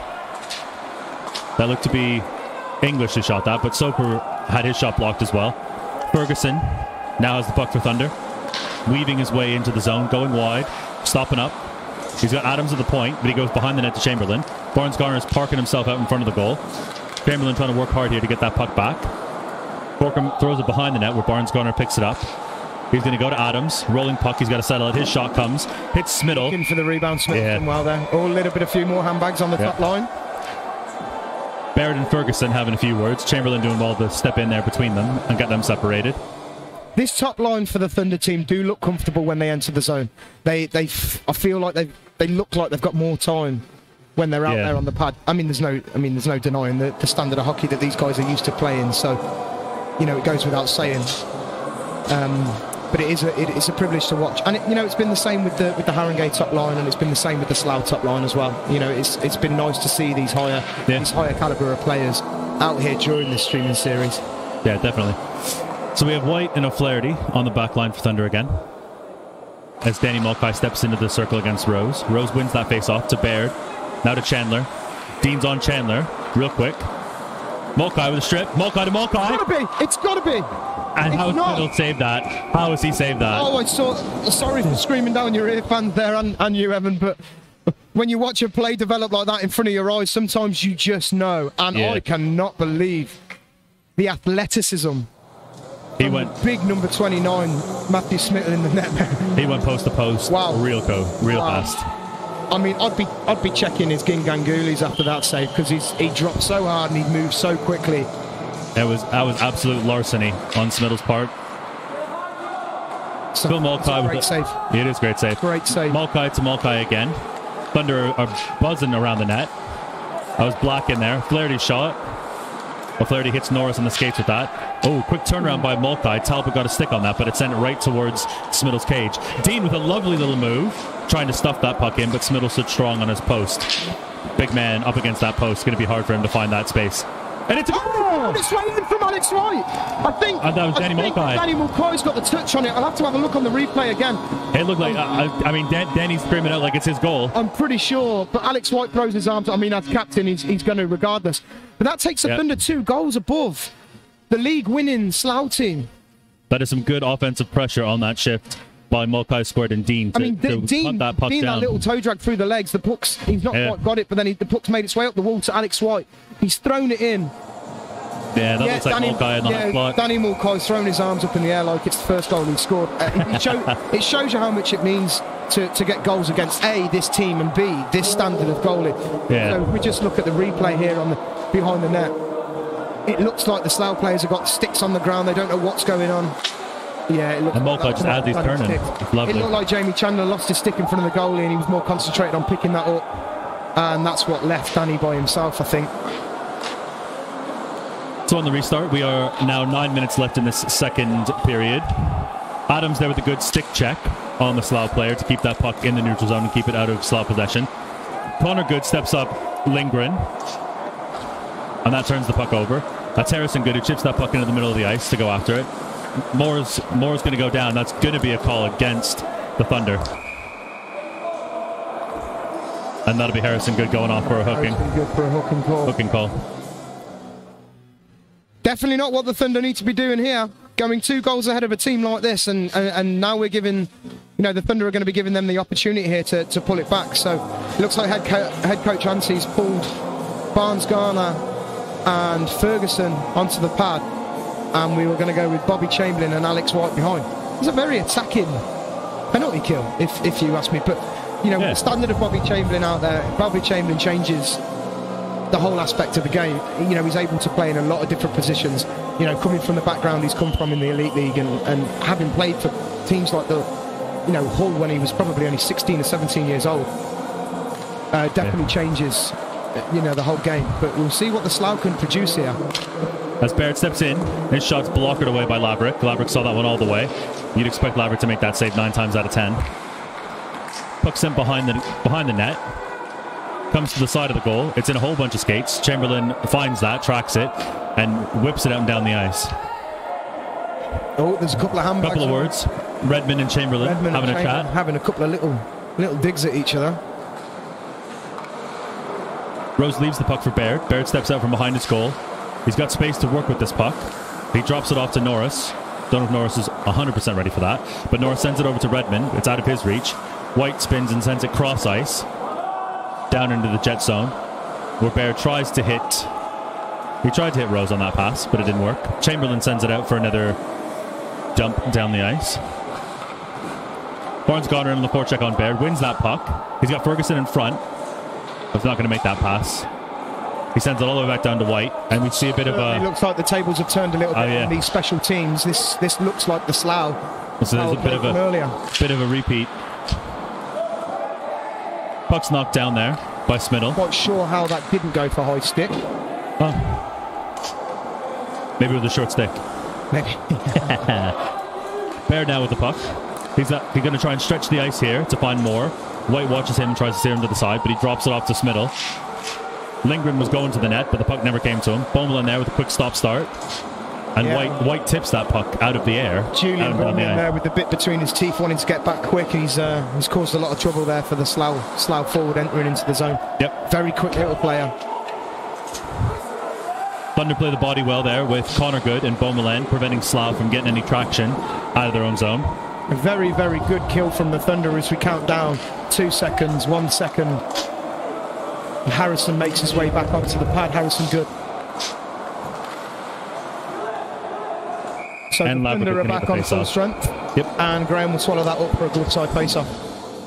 Very, very, very good kill from the MK Thunder there. I wonder if this quick succession 3 goals that the Thunder have scored in the first half of this period have slowed the Slough down a little bit. Maybe they're a little bit shell-shocked by what just happened. Yeah, I mean, you talk about swings and momentum. A big hit does it, a fight does it, but goals do it as well. It's basic hockey. Yeah, no, for sure. And sometimes the simplest of things can do it. A massive save from a goalie. Yeah. We've seen that save from Smittle earlier. That could have easily given the confidence to the forwards in front to say, do you know what? He's all right back here. We need to go up there and do some damage on the MK team. I'm not saying leave your goalie unmanned, don't get me wrong, but 2-on-1 emerging here, like and a breakaway for Dean. Here we go. Dean's in as a big save by Smiddle there. Smiddle stood well to stand his ground and just kind of shut Dean down. I feel like if Dean had more speed, he might have been able to do more with that. Rose now from his offside. Hits a couple of people in front. Mulcahy is rubbed off there by Redmond. Rubbed off, rubbed out. Fans, you can take that however you want to take play. Rubbed off the puck. And now it's Rose with the puck, who tries to chip it out off the glass, but Phil Mulcahy got in the way nicely. Barnes Garner quickly over to the boards. Can't get a full handle on that one, and Hildreth now has the puck. Hildreth goes to the middle. Oh, Redmond puts it past Adams. The puck's sitting in the crease. How's that not gone in the net? Good recovery there. And Laverick's helmet off. Lost his helmet. And one of the linesmen is real quick on that to blow the whistle, to blow that play down. Yeah, dangerous time for anybody loses the helmet on the ice. I could positively say it's even more dangerous for a goalie to be losing his brain bucket. Probably. When there's a puck in his zone. But another scary moment for the Thunder, but another equally scary moment there for the Slough. The players took it round Graham, and he's done a good job to get his glove on it, but the puck popped out onto the goal line, and there was a Slough player there to pick it up. There was also 2 black shirts, which was enough on this occasion to stop that puck going in the net. Oh, cheeky play there by Ferguson to, and is he gonna call him? He has. It looks like he has. He's pointed at him. Oh no! Hang on. He's gonna call. Is he gonna call for unsportsmanlike conduct? I'm not sure that anybody actually know who's called who here. Yeah. So.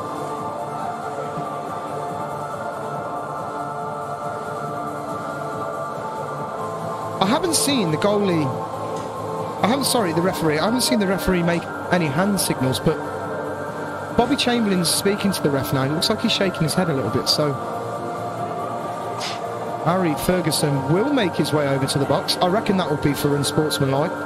I mean, just for the stop in front of... I mean, they look like they spoke to each other afterwards, and it looks like Ferguson's sort of apologised for chasing the puck down fast, and it looked like Milton was okay with that, but the referee obviously not. So, thought I'd go back to the penalty kill. 5:10 left on the clock in the second period, and there we go. Great shot from Norris from the point.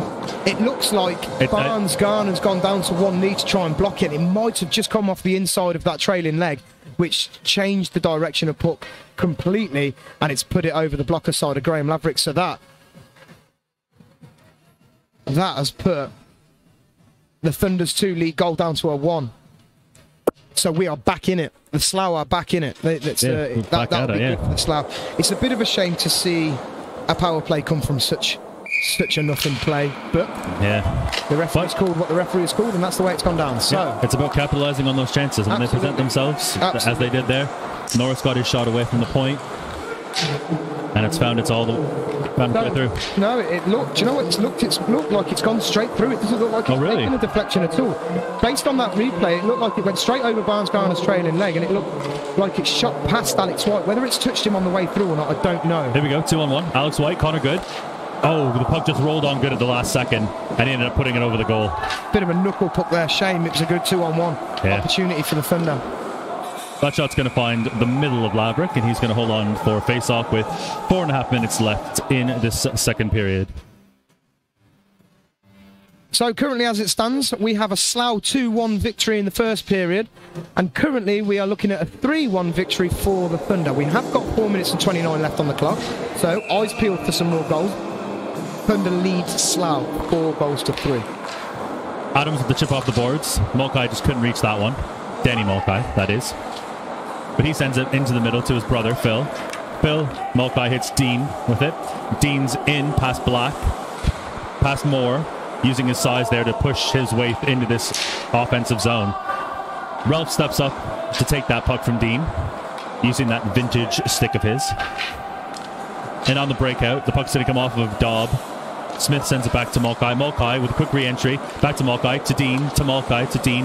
Who knows who has it anymore? Is it a Mulcahy? Possibly. Do you know what? I feel sorry for the defenders when these guys are out on the pad, because the defenders make a play. They're not going to get any assists because they get passed out of the assisting squads, don't they? Because there's about 45 passes between them in front of the net. Yeah. What a great chemistry that these boys have got. It does look good. So Chamberlain's jumped on here in place of Dean, with Mulcahy's scored still out there. Ralph with the puck. Harangue there, pursued by Mulcahy, but he turns right back into Bobby Chamberlain. He goes down. Chamberlain has the puck. His centering pass goes off of Ralph's skates. I mean, he had no idea what was happening. He was on the ice. Big bump there by Mulcahy at the end of his shift. Completely harassed by Bobby Chamberlain and Phil Mulcahy there. Chamberlain now gaining the zone. Goes past, I think that's Black pretty easily. Black trying to push on him. Not getting any kind of resistance there. He's just going right past him. Ferguson, who's got probably a bone to pick with this game now that he's been called for that penalty. He's got a bit of bite to him. Lindgren on Adams. Adams does well to win that puck, just out of the reach of Bobby Chamberlain behind the net. That breakout pass goes astray, and White pumps it back down into the Jet zone. Barnes Garner goes up for that puck. He's got it. His pass finds Adams, but as it was a bit of a 50-50 there, Adams just had to stretch and reach for it, and just couldn't corral that one. Slough still in their own zone here, trying to find some way of breaking this puck out. Nice hit there by Ferguson. pin. Oh, it's a great tip from Barnes Garner. But it's an even better save by Smittle. Yeah, again, and after the tip, it's hit Smittle's pads, and it's come straight back out to Barnes Garner again. After the tip for a second crack at it, and he's made another save. There we go. See, this time. Smittle is such a good goalie. Such a good goalie. But see, this time Ferguson was in for a penny and for a pound. He made the shot and followed up that rebound all the way into Smittle. Do you know what? No snow spray. He just went in for that puck for the second chance. Properly good game of hockey. We've got end-to-end stuff. The Thunder are taking chunks out of this second period, and I think Slough are really struggling to deal with what they've got. Face-off won by Beaumoulin. Another shot rebound. From O'Flaherty. Another rebound, as you say, and Good puts that up into the netting. But it's going to be a face-off in the Slough zone, off to the right of Smittle. Going back, saying that Thunder are taking chunks out of Slough. Slough are defending incredibly well as well. Yes, they are. I know they're struggling to get it out of their zone probably for the last 3 or 4 minutes, but then they've got Smittle in the back doing everything he can to stop the rubber from making its way through. Yeah. And did that puck go right out? That one right out. Did it go right out? Is that the hand signal for a delay of game? Or it looks like... Yep. Yeah, it's going to go. There we go. So the remaining 1 minute and 57 seconds on this period, the Slough will find themselves on 2 minutes or less on the kill. Assuming the Thunder can keep their composure here and not find themselves in the box as well, the Thunder will be looking to capitalise and send them 2 goals ahead of schedule for the third period. What a great game of hockey you've got here. Lucky fans, I say. Lucky us. We're in the lucky us. Yeah. The Beaumoulin steps in against Norris. Norris is going to win that face-off. Ralph is going to chop that one. Goes off a Thunder player, I believe. And now White collects that in his own zone. He hits Connor Good. Good's going to gain the zone and dump that cross ice. Norris is going to have a whack at it. Thunder couldn't hold the zone on that one, so Flaherty's going to reset this to White. White steps in, stops up after gaining the zone. Going to hold that blue line, drops it off to Beaumoulin. Beaumoulin worked on there by Norris. Beaumoulin back to the point. White, his shot, is going to hit, I think that was Smittle, and go to O'Flaherty on the half wall. White with the shot, again off the Smittle stick. Somebody's getting called. Hang on, what have we got here? We've got a 5-on-3 or is the Thunder not? I think they're taking Good and Ralph. Right, they're taking a double whammy here. So Connor Good finds himself in there, and Ralph bottom making himself. Ralph. Just wearing the wrong shirt. Yeah, Thomas Ralph. See, that's what you get when I start doing play-by-play. I just need to shut up and just talk about the analysation of the game.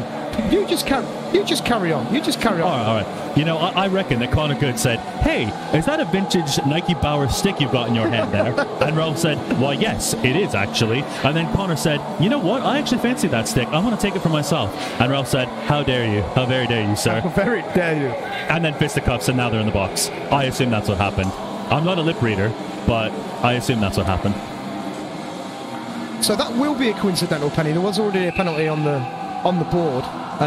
So it will remain 5-on-4 in Thunder's favour for the last 1 minute 15 seconds of this period. Adams to Chamberlain. Chamberlain goes back cross ice to Smith. Smith watched there by Talbot. Chamberlain now. Cross ice to Ferguson. Ferguson works his way past English.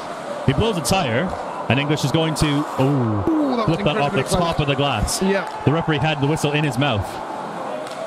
Adams' shot ends up hitting Bradley.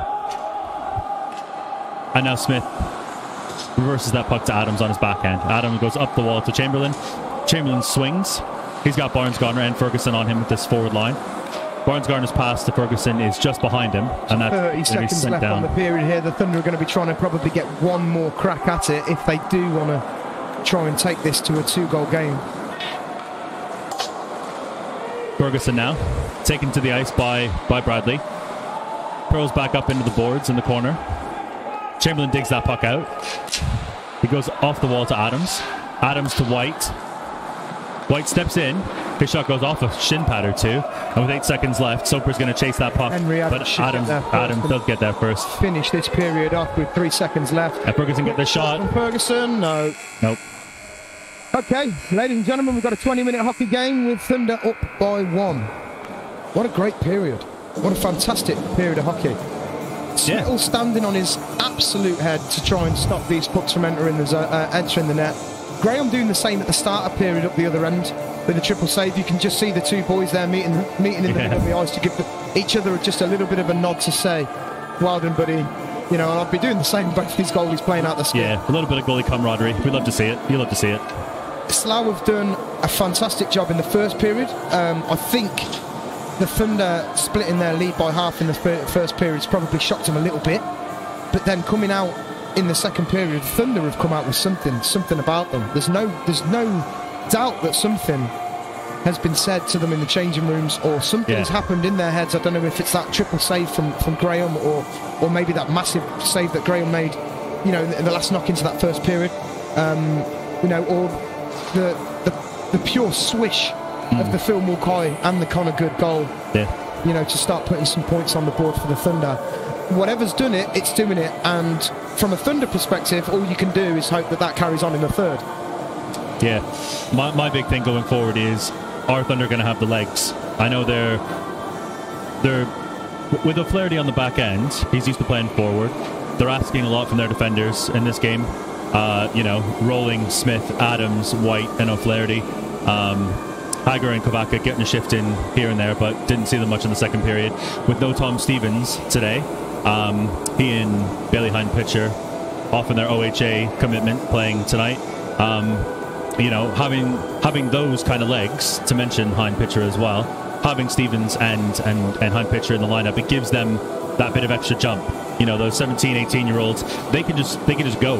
They can go. I agree with you. I believe that the connection that these guys have got with the junior system, it is good, it's strong. Do you know what, from a competitive league standpoint, with, you know, there only being 4 leagues worth talking about really in this country, with the Elite League, the National League, and then the North and South of either 1 or 2, there's not a massive, let's call it family tree of hockey leagues that junior guys have got a chance to go to. You know, you sort of, once you turn 19 or 20, once you come out of the under-20s in this country, you've got a couple of choices. You either go to rec hockey, or you're good enough to go to an IHL. Now, this team, granted, especially recently, they've struggled to get some of the younger guys on the pad, and there are reasons behind that, there's no doubt. Yeah. But having these guys down to train, having that connection with the junior system, and pulling up the 4 or 5 guys that they have pulled up from the juniors, giving them the opportunity to train along some of these names and get on the pad, I think it's really, really good to see, and I feel that more teams should do it. You know, talking about the fact that they don't get a massive amount of game time, you know, it's tough.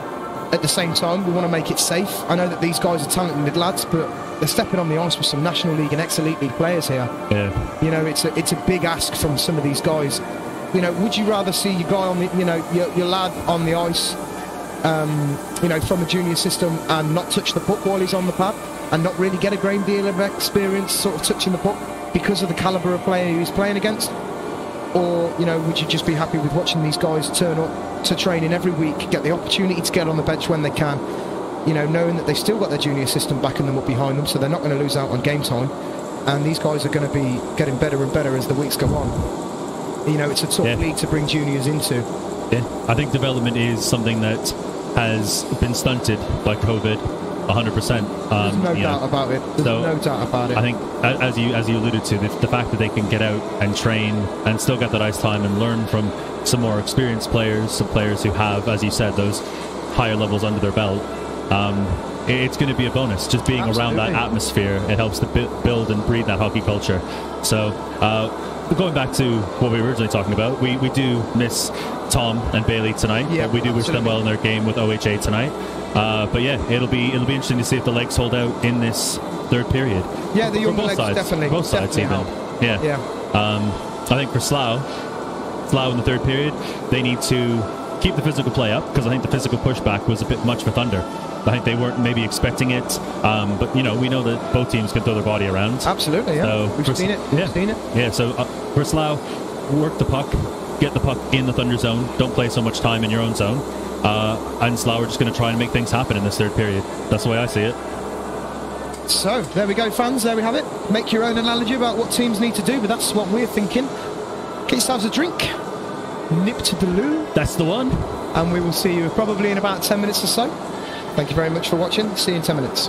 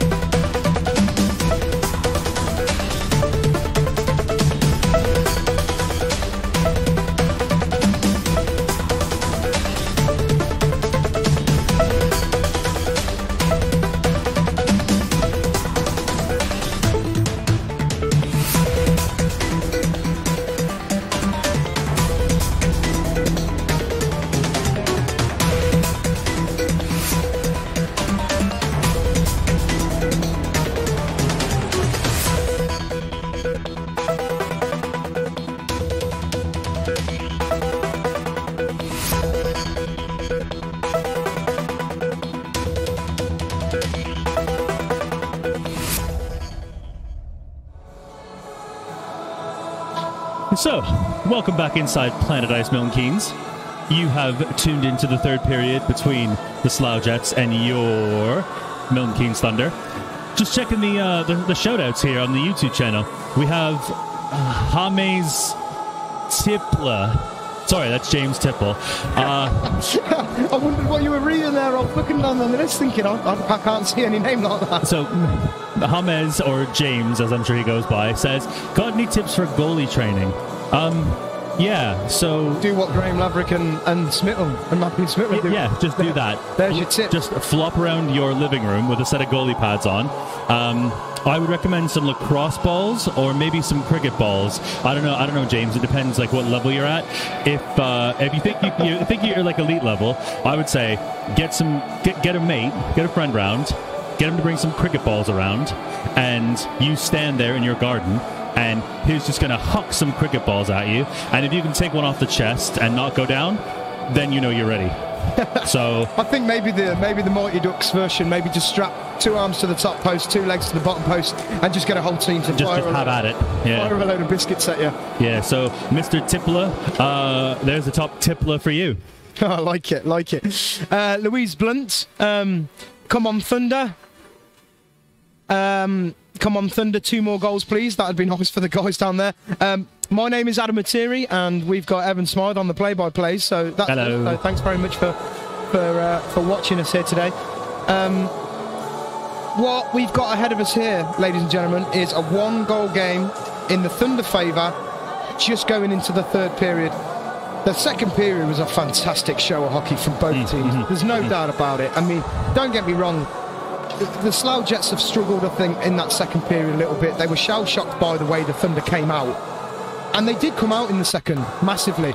But then, with the standard of goals you saw from Phil Mulcahy and Connor Good, it's quite obviously, it's bumped the motivation of this team. Oh, yeah. But either way, Adams is ready to drop the puck, and we are off. There was a bit of a face-off infraction there for Bobbly Chamberlain, leaving the gates just a touch too early. So we will reset. We are 2 seconds into the third period. 2 seconds into the third period. It's been a good third period so far. Stand by for more. So off that face-off win to the Jets. The Jets are back at full strength. They're going to look to refuel the tanks and to fly away, hopefully in this period, if you're a Slough fan. Smith to Chamberlain. Chamberlain just rims that one on in. Barnes Gardner's there to meet it. He sends it back behind the goal towards Chamberlain. Ooh, cheeky little trip there by English. Took down a little naughty Chamberlain. He didn't see that. Chamberlain has the puck. Tries the stuff play, but Smiddle's there with the paddle.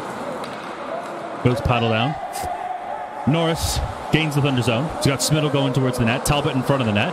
Smiddle has the puck in the corner. Or now he doesn't, because Henry Adams chips that away.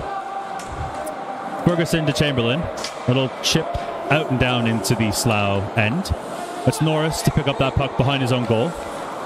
Chased in behind by Ferguson. He's going to swing all the way around the net. Very, very majestic. Ooh, big old swoop. He goes to the left wing. It's Lindgren. Lindgren working his way in. Tries the stuff play, but it's going to be held there by Laverick. Laverick did well to get his pad right up against the post and shut that down. Great skate from the Haringey player there. He skated it. You know, he's taken that pass and he skated straight into the zone. Slough, not Haringey. Sorry. Do you know why I've done that? It's because Andy Whittle has just said, see you tomorrow. # Let's Go Huskies. That would be why. Haringey in my head. Haringey on the brain. Andy Whittle, we will see you tomorrow for what's going to be a really interesting game, I have no doubt. Yeah. White does well to step up on the blue line there as a defender, as he has been known to do, to get that puck out of the zone. Mulcahy squared, featuring Sam Dean out there on the forward line. White, no Flaherty on the back end right now. White's got that puck. He's pursued by 2 Jets in a specific formation, I'm assuming. The puck's sent out and down the ice. Ralph chips that up along the boards, hits Lindgren. Lindgren to Dobb. Stick check there by Mulcahy. Comes to Smith. Smith with a little pause, hits Danny Mulcahy. Mulcahy is checked, and all he can do is send the puck down the ice. No icing call, though. That's going to be English, I believe, behind his own goal. He's out there with Ross. Doughty swinging. Rose swinging. Redmond swinging. None of them get the puck. Sent back down to the Slough zone. Slough defenders looking for an outlet pass here. That's out and down the ice, but it's on Laverick's goal, so he's just going to cover that for a face-off. Yeah. Players shouting that. Hey, hey, hey. Out there, I don't know what they've seen that we haven't. I heard a lot of hey, hey, hey. There's a lot of hey, heys. Hey, hey, hey. Hey, hey, hey. Bowman and Rose going helmet to helmet in the face-off circle. Righty versus lefty. Bowman wins the draw. Back to Adams. Smith was quick on the hop there to get around to make that D2D pass happen. Connor Good does a lovely little chip play there to get Bowman the puck. Bowman on his right wing. Chips the puck off the end boards. Looked like Redmond tried to just slide it up along the boards there, but Connor Good was there to meet it. Ross is going to swing that all the way around. It's a massive hit. He's been called for it, though. At the charge. I did not see it. I was watching the puck get rimmed around the boards. Yeah, do you know what? It's close. I'm not sure. You know, he came in from a distance. You know, whether his feet were still moving when the check was made, I'm not sure. Either way, the referee was pretty confident. Arm went straight up. So there we have it. I'll take a look at the replay in a minute, and I'll see what I think of it. Not that my opinion matters at all in this situation.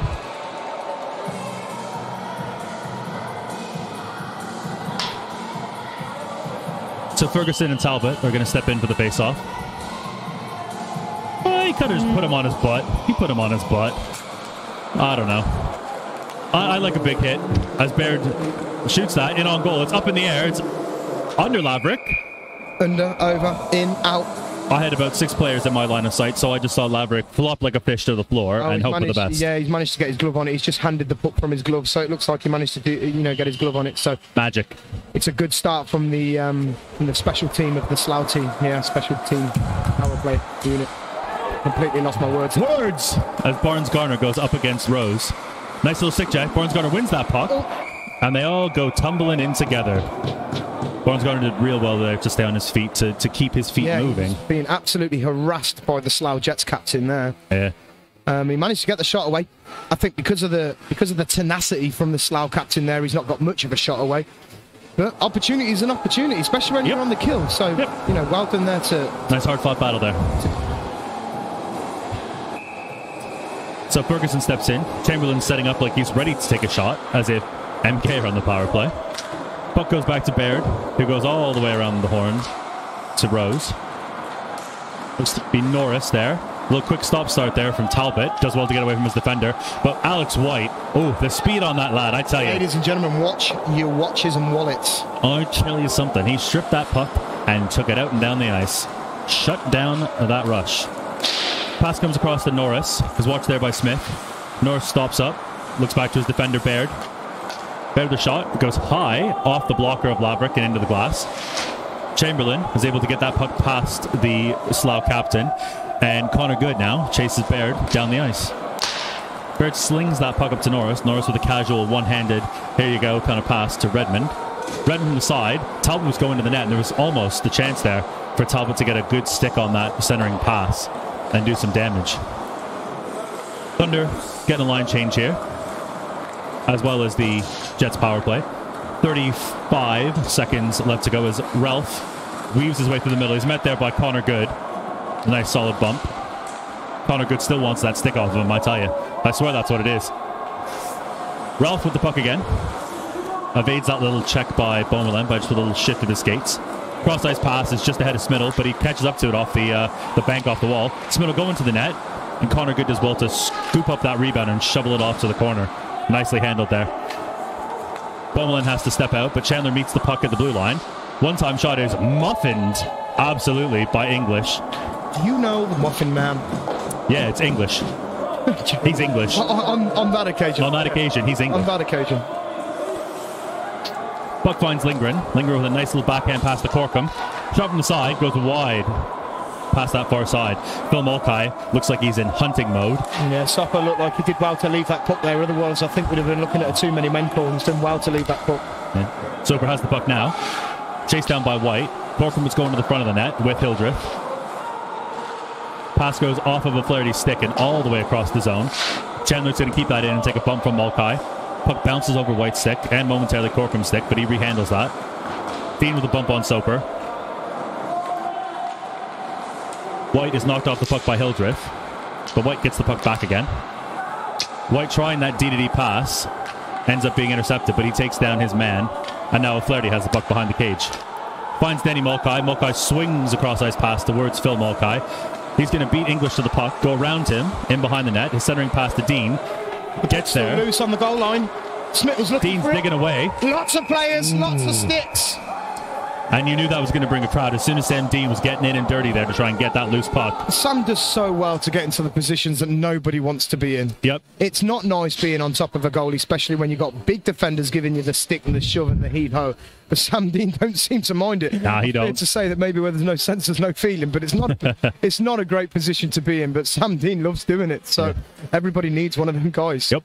That's a strong end to that shift, though, that tail end there, to get that momentum back in the Thunder's favour. And Dan, that pass from Danny Mulcahy through the neutral zone, yep. Sort of knew where his brother was. I didn't see him look up once, and he made that pass. So a good show of chemistry coming from the two brothers there.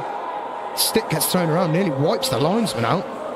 As Bobby Chamberlain and Rose there. And Rose have a little bit of a head-to-head.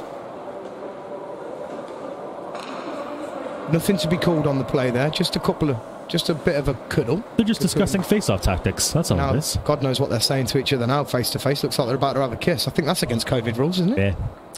Hey, what's your Instagram? Maybe not that. Maybe not that. Oh, nice little call. And the referee loves that. There we go. The referee was going to be watching the face-swap, weren't he? Yep. And the extra shot from Chamberlain will award him 2 minutes or less. The referee was always going to be watching that. I'm not sure that's a great move from Bobby there. You know, when you got handbags coming out of the face-off circle, the first thing the referee's going to be doing is making sure he's got his eyes on the circle, because he knows 9 times out of 10 that ain't over. He's going to be laser focused on that face-off. Right, so not a great move from Bobby, but he finds himself in the penalty box there for 2 minutes for the cross-check, which puts the Slough Jets onto the power play. Indeed it does. They're going to be looking at equalising this scoreline with 13 minutes left in the period. 100%. Puck's in behind. Alex White chops at that puck. It doesn't go anywhere. Stick's knocked out of his hand. Harrison with a good bump on Talbot there to dispossess him. Puck's going to come up to the top to Baird. Baird has that good shot. He sends it down to Redmond. Redmond has to corral it. It goes off the side of the net. It's on the net. It's off the net. It's with Rose. Rose's pass up to Norris goes all the way out and down the ice. Alex White with the bit between his teeth trying to get that puck back. Yep, you can see the passion even from up here where we're standing. Oh, he wanted that puck back, yeah. Talbot swings that past the Smittle. Smittle gets the puck back again, battling up against Alex White there. Puck comes to the high slot. The shot goes off the post. The net. No, the referee's... Sorry if you're looking from home there, the light came on. Past to Rose. Oh, and the light's definitely gone on this time. Woo. Rose buried that right-handed shot from a right-handed wing. Great goal. Good goal. I think that sent the team into a bit of a flurry there. I don't know if their head switched off when they saw that goal light go on off the first shot that rattled the iron. I mean, we heard it across the factory here. The referee, he waved it off immediately, instantly. Yeah. So, you know, he was confident it didn't go in, but I think that might have shell-shocked the teams for a couple of seconds there. Yeah, it's that recovery. Yeah. But what a great goal there from Rose. Very good shot. Very good shot. You know, and what a guy to take his team back to an equal game. You know, you expect nothing less from your captain there, but it's a great finish. Yep. He's hit the twine clean, right-handed shot from a right-handed wing, so a difficult shot to make. Yeah, the puck had eyes. It was a great shot. Great shot. Great finish, yeah. Fantastic. Mulcahy steps up from the corner. Oh, he was trying to find that top corner from that corner. That corner drive. And it just went out, up and over the net. Smith's pass goes off of Denny Mulcahy's leg. Adams has to recollect the puck. Smith up in that mid-zone area finds Denny Mulcahy. Mulcahy and Ralph in a bit of a battle here for this puck. Ralph steps away. Hits, I believe that's Moore on the far side. Puck comes to Lindgren. He's going to chop that. Oh, with the glass. But as he's in the neutral zone, nothing comes of it except a face-off. He kills our photographer there, but he wasn't that close to it. But nah, he's all right. We're all right. as are we, watching this fabulous game of hockey. We've got 12 minutes, 10 seconds left in the third period, and we're currently 4-4 here at Milton Keynes. Indeed we are. It's a great game of hockey to watch. So MK go with a bit of a aggressive face-off strategy here. Win that puck to White. White sling it to Chamberlain. Didn't even need to wait for that to happen. You knew it was coming. Unfortunately, MK can't do anything with that potential pressure as the puck's out and down the ice by Slough. Rolling puck that O'Flaherty collects. Oh, that's going to be a penalty. Arms gone up. Arms gone up straight away. Graham's made his way. Bit of a no-look pass there from Gareth O'Flaherty, I don't think. Yeah. And Ferguson's taken exception to the fact that Doughty decided to bump into Laverick as Laverick was trying to leave the net for the extra attacker. So that's from my perspective, that's good for Harry there to get stuck into Doughty's face there after he's bumped Laverick. That's what you need from your forwards and any one of your skaters is come to that defense of your goalie there if he's going to be bumped by an opposition player. And I'd expect the same, if Smith was bumped into, I'd expect the Slough players to jump in and try to put the Thunder player on their keister. So absolutely, that's something that I've got a lot of time for is sticking up and defending your goalie there. Your goalie is a massively important part of the game. Well, let's be honest, we can't play without them. But at the same time, when a goalie drops his head, confidence levels or whatever it might be, especially if he's taken a knock or two during the game, it can really, really change the game and the way that it's played. Just a little quick shout out to Pat, sat in her bed watching the MK Thunder. So thank you very much for watching, Pat. I hope you're enjoying it.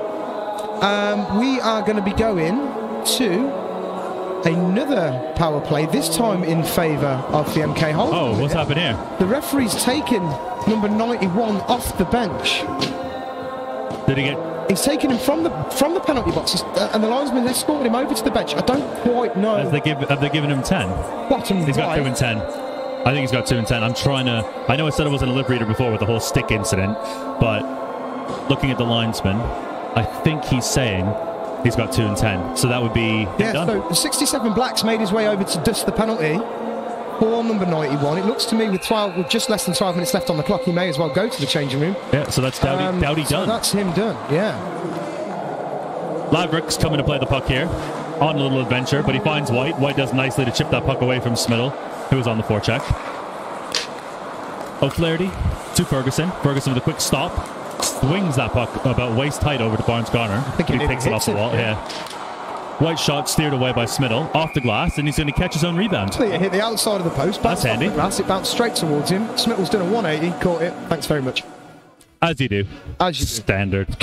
Calm as you like. Yep. So the Thunder have got more than an advantage than you would probably think here. I know they've got the 2 minutes on the power play, but the Slough Jets have also lost their big number 91 for the remainder of the game. So I wonder how that's going to impact the line matching throughout the rest of the game for the Slough. I'm sure they've got a plan, but the coach is going to have to be thinking on his feet here for the Slough Jets, especially in a 4-4 game. Yeah. Nice little bank play there. Barnes Garner's able to corral that puck, sends it to Ferguson. Ferguson has a chance. His pass, little saucer pass to O'Flaherty just went over his stick. I think it looks like the goal's off. I think they probably need to fix that. Do you know what? I'm not sure that Gareth O'Flaherty saw that coming. I mean, he went for the shot. He fanned on it a little bit, but it was such a cheeky little backhand pass across the crease.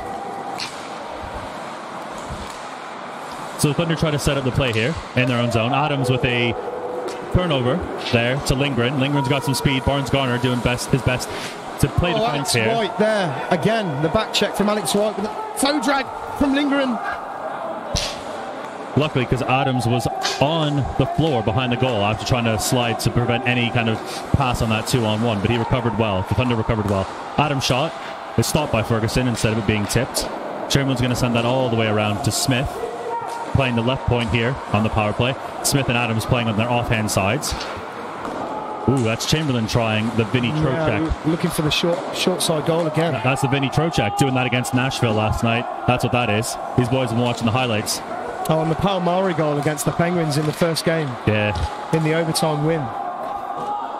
Right, so we are back to full strength as Slough end up shooting the puck not all the way down the ice. More is on the ice, chasing down Julian Smith. Smith goes D-to-D to Adams. Adams up the middle to Ferguson. Ferguson drops that back off to Smith. Smith hounded there by Norris. Adams with a little chip play to Connor Good. Out to Connor Good to receive that puck with speed. Connor Good can only put that in behind the glass. Ferguson has to go for a change.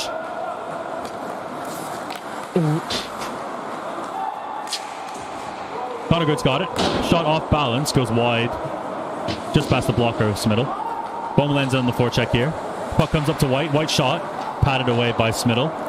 Norris is on it. Smittle's making a move through the middle for that stretch pass. It's a good pass. It's going to be offside. Yeah, it's a good pass. It's going to be an offside pass as well if the linesman got anything about him here.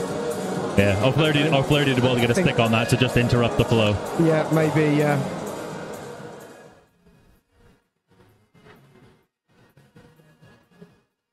It was a good opportunity for the Slough, to be honest with you. I could see it revealing and sort of unfolding in front of my face. There was quite a bit of space for that forward to go on the breakaway there, but the Thunder players did well to interrupt that play, slow the puck down just enough to send the player offside.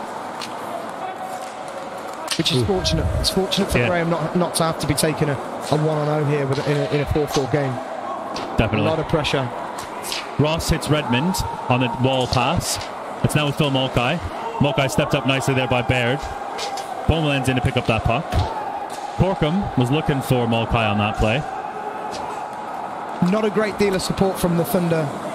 No, they were from the third forward. I think once somebody was getting a change, it was a 4-on-2 or something. So it was a 2-on-4. Sorry, so they struggled there. The Mulcahy and Boomerlin line just then. Yep.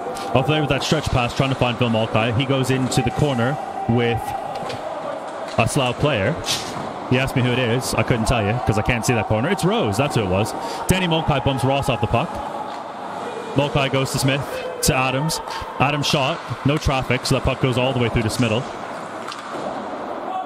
Baird looks like he's going to not ice that puck. It's going to stop on its way. Smith has the chance here. Quick pass. Mulcahy to Dean. Back to Phil Mulcahy. Nice little passing play to get in the zone. Talbot does well on the back check to take that puck from Danny Mulcahy. From Danny Mulcahy just before he could lay it off. It's a good defensive move from Talbot. Yeah.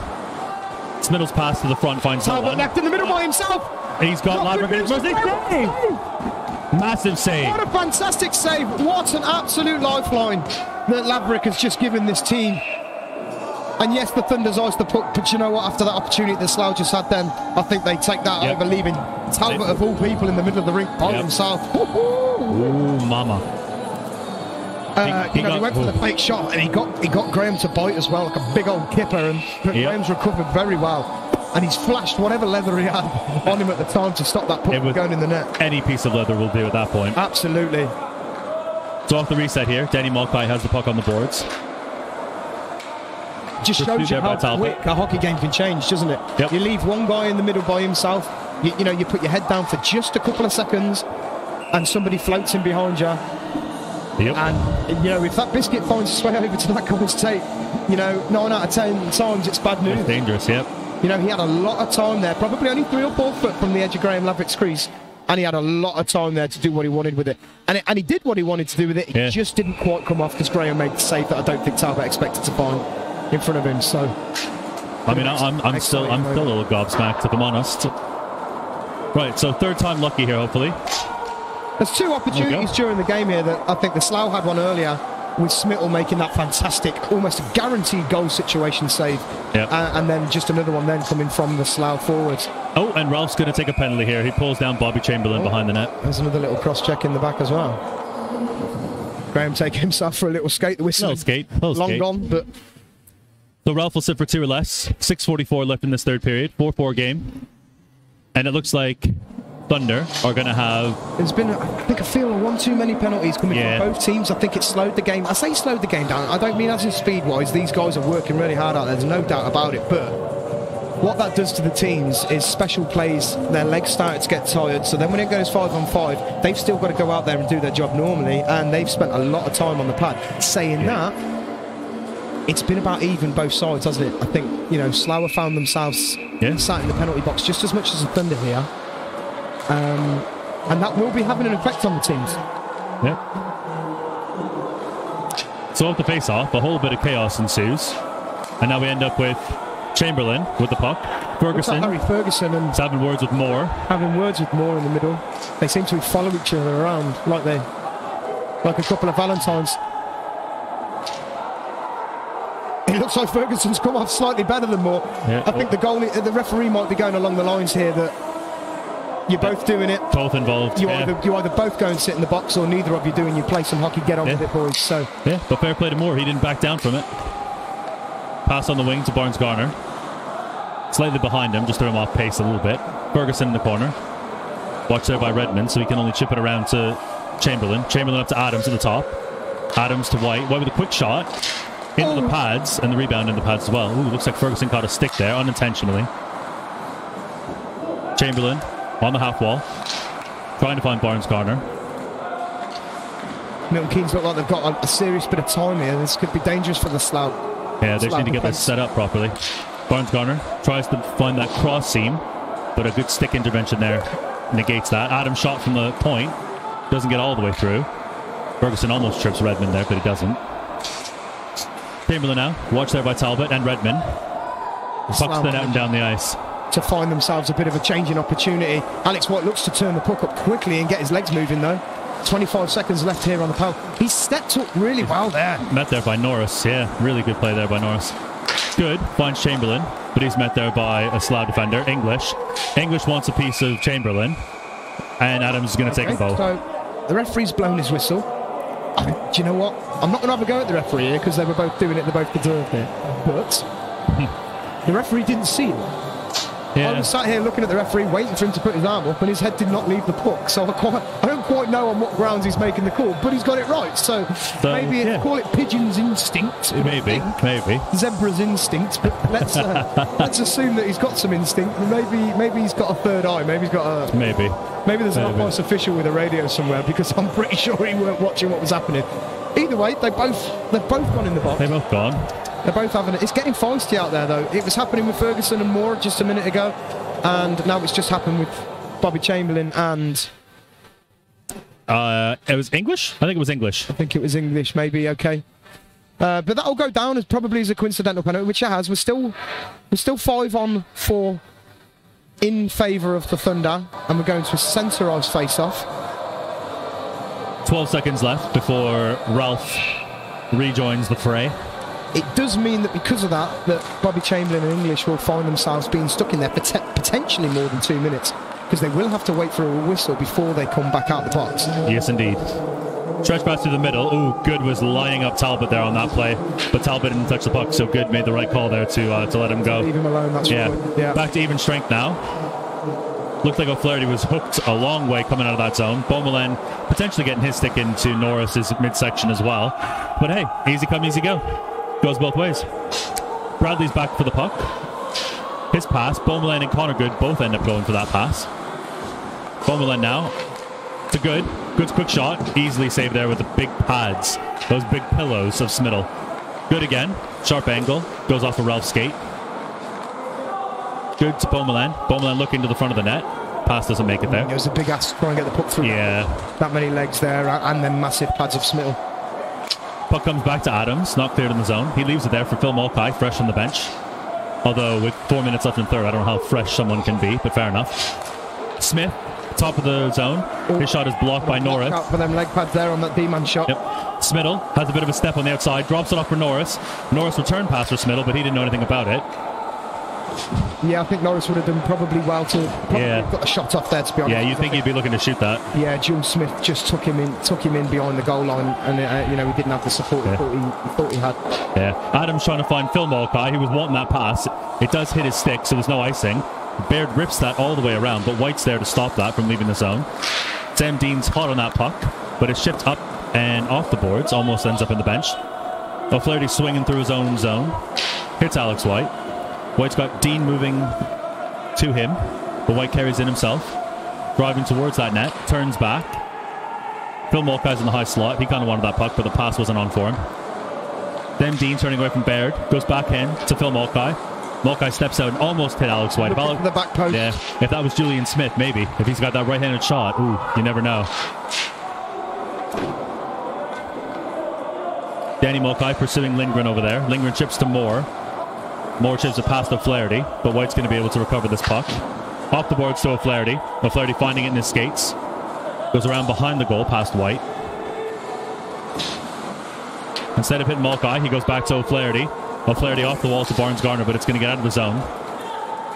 Barnes-Garner holds up Chandler there, so Beaumoulin has a chance to get that puck into the Jets' territory, but it doesn't happen. Beaumoulin with a quick backhand. Barnes-Garner now. The beginning of his shift. Mulcahy and Beaumoulin out there as well, having to cover Bobby Chamberlain's shift here. I think the Thunder would do a good, good if they could get themselves a whistle here. There goes the whistle to get these two boys back out of the pack. Bobby Chamberlain was up on his feet.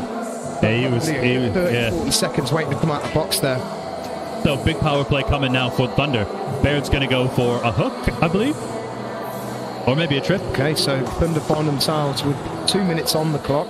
That would only leave them with 4 seconds, assuming the penalty runs all the way down, as we've got 2 and 4 left on the game. It's a 4-4 game, and what a 4-4 game it's been. It has been playing out of their skin. Oh yeah. So we have Chamberlain on the left wing, Barnes-Garner on the right, Ferguson in the middle, Adams on the left point, Smith. Adams steps in, interrupting my flow there, Adams. Thank you. I'm sure I don't mind.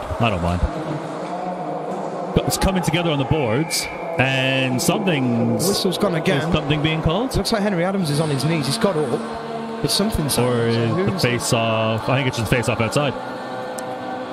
I think he might have had one of those old-school COVID freezes that we had so much of in Solihull. It's just strange because the whistle went when the puck was out in the middle of the zone, so I don't quite know why that's happened. In his head, maybe he'd made the decision to make the call just as the game changes. Thunder gain the zone here. Barnes-Garner working down into the corner. Puck comes back to Adams at the point. His shot kind of bobbles on in behind the net. Going to be Ferguson who gets to it. Can't find Barnes-Garner. Ralph is going to launch that down the ice in behind Laverick's cage. Laverick not interested in coming out to play this one. He leaves it for Smith. Smith, a little bit of a glide out of his own zone, but hits Barnes-Garner. Chamberlain's in full flight. He's stick checked there by English. Puck comes back to him though. English is in on tight him, pinning him to the boards. He's able to kick it free. Jets players to it first. That was Rolf. And we have another freeze. There's the COVID. Yep. With exactly 1 minute left in this penalty to Baird. Louise Blunt saying, come on, Milton Keynes, don't let the Jets win. Everybody's probably sick of seeing them win. Yeah, let's clip their wings. They've taken this series by storm, to be fair to them. They've done fantastically well. Just to recap on the table, out of the 6 games they've played, the Slough Jets have taken 4 wins, an overtime win and an overtime loss, and 0 losses in regulation. So we've got 58 seconds left on the clock to see whether Thunder can change them stats, but they're sat there at the top of the table looking pretty on 11 points. Yep. Pucks with Beaumoulin on the half wall. A little flip chip to Harrison Good. White's in the middle of the offensive zone. Beaumoulin steps in off the boards and his shot goes right into Smiddle, who holds on to for a face-off with 43 seconds left in this third period. The Jets are going to send out Norris and Smiddle to shore up their forward line here. They've got English and Ralph on the back end. Thunder have the too good to be true featuring Beaumoulin out on this power play. Looks off to the side of the net. Connor Good working in behind. Beaumoulin as well. Beaumoulin loses the puck there to Norris. Norris flips it out, but White keeps the zone. White steps into the zone. His shot is there it goes. Up and out. It was a good recovery there by Norris after he gave the puck away. He tracked that puck down and got a stick involved just to disrupt Alex White and his little rush into the zone there. Slough are under the pressure here in this last minute and a half of the game. Slough have been well under the pressure here. Right, there's a bit of confusion here as Thunder are trying to sort their lines out. Norris got his hands up. He's not happy, but they've allowed it to happen, so the change has happened. Back on that first line for the Thunder. Redmond with the puck, pursued there by Barnes-Garner, trying to win that puck from him. Ferguson's in behind the goal with the puck. He spins away from his check, but he's knocked down as he does so. No call there as people are flying all over the ice and behind the goal. 10 seconds left. White with the puck. His shot goes off a player and doesn't go all the way through. 5 seconds left. O'Flaherty has the puck. That will be the end, unless if Bobby Chamberlain can pull a massive shot. It's not going to happen. Nope. Oh, so it's not the first time that Slough have found themselves in overtime. Likewise, it's not the first time that Milton Keynes have found themselves in the overtime. So let's just have a quick look at what's gone on there league-wise. So Milton Keynes have found themselves in the overtime once with a loss. I think that was to the Haringey. Was that to the Haringey Huskies? I believe. Yeah, 8-7. And Slough found themselves in overtime twice. Once with a win and once with a loss. So both teams here know what it's like to be 3-on-3. Yep. Not a massive experience on it for the Thunder boys. It's only happened once for them. And obviously Haringey Huskies getting the most opportunities on overtime, winning once against the Slough Jets and once against the Thunder by the look of it. So it's an opportunity now at the end of the game for head coach Antti Gavaka to be speaking to these boys about what they need to do, who he's going to be picking 3-on-3. Do good to mention that it is going to be 3-on-3. It's going to be 3 guys from each team and obviously a goalie, and it opens the ice up massively. Yeah, it does. You know, what do you go for here, Evan? Do you go for out and out goal scorer, sniper line? Do you go for quick feet, loads of pace because of the spare space that they've got? I mean, as a team coach, what would you go for here? I think you need a defender who can shoot. You need a defender who can shoot, but can also move their feet. So, Alex White. White's your man for that job, for sure. I think that. And it's interesting. So he's gone with Bobby Chamberlain here up the front, and Julian Bummelin. Yeah. So I was going to say you need passing ability. You need people to be able to pass and move. And I mean, Bummelin and Chamberlain fit that bill. It goes without saying with Chamberlain. He's played massively high levels in this country. Yeah. But Julian out there as well. He's a little guy, but my God, he can move. And when he loses the puck, he gets a bit between his teeth as well. Yep. I mean, I've seen him in training when he gets the puck. He goes after someone. He wants that puck back so 100%. quick. He's the one that's lining himself up in the centre circle here. And we have got Smittle, Talbot, and Norris. Yep. It looks like Norris is making his way back to sort of his own zone. So it looks like he's going to be the defending player on this line. With Talbot. Yeah. I think on this 3-on-3, it's a case of making sure you don't lose your man, but also making sure that you can find space yourself and you don't forget about that. You don't forget about your man marking when you're in space. We could find ourselves with some serious end-to-end hockey here. As Chamberlain shrieks in right off the face-off, Norris takes him down, but Chamberlain kind of shields the puck, and Bowman tries a quick wrap, and it almost goes, but it goes across the goal to the far side. Talbot trying to find Norris there, but Chamberlain was too quick for him and finds his way to the puck. Bowman, quick change here to get Phil Malkai out on the ice. Could have easily been a trip there from Alex White. But there is gone for icing instead. It could have easily been a trip, and Norris is not happy about it. And I don't blame him, to be honest. Yeah. It was a trailing stick. I don't think there was anything malicious in it, but it was a trailing stick. No, we've certainly seen people called for less. Yeah, maybe in regulation play that one is going to go for a trip. Yeah. Maybe. And just to let you know as well, if you're not sure what happens on the power play, in a power play 3-on-3, nobody actually loses a player, but the offending team will stay on 3.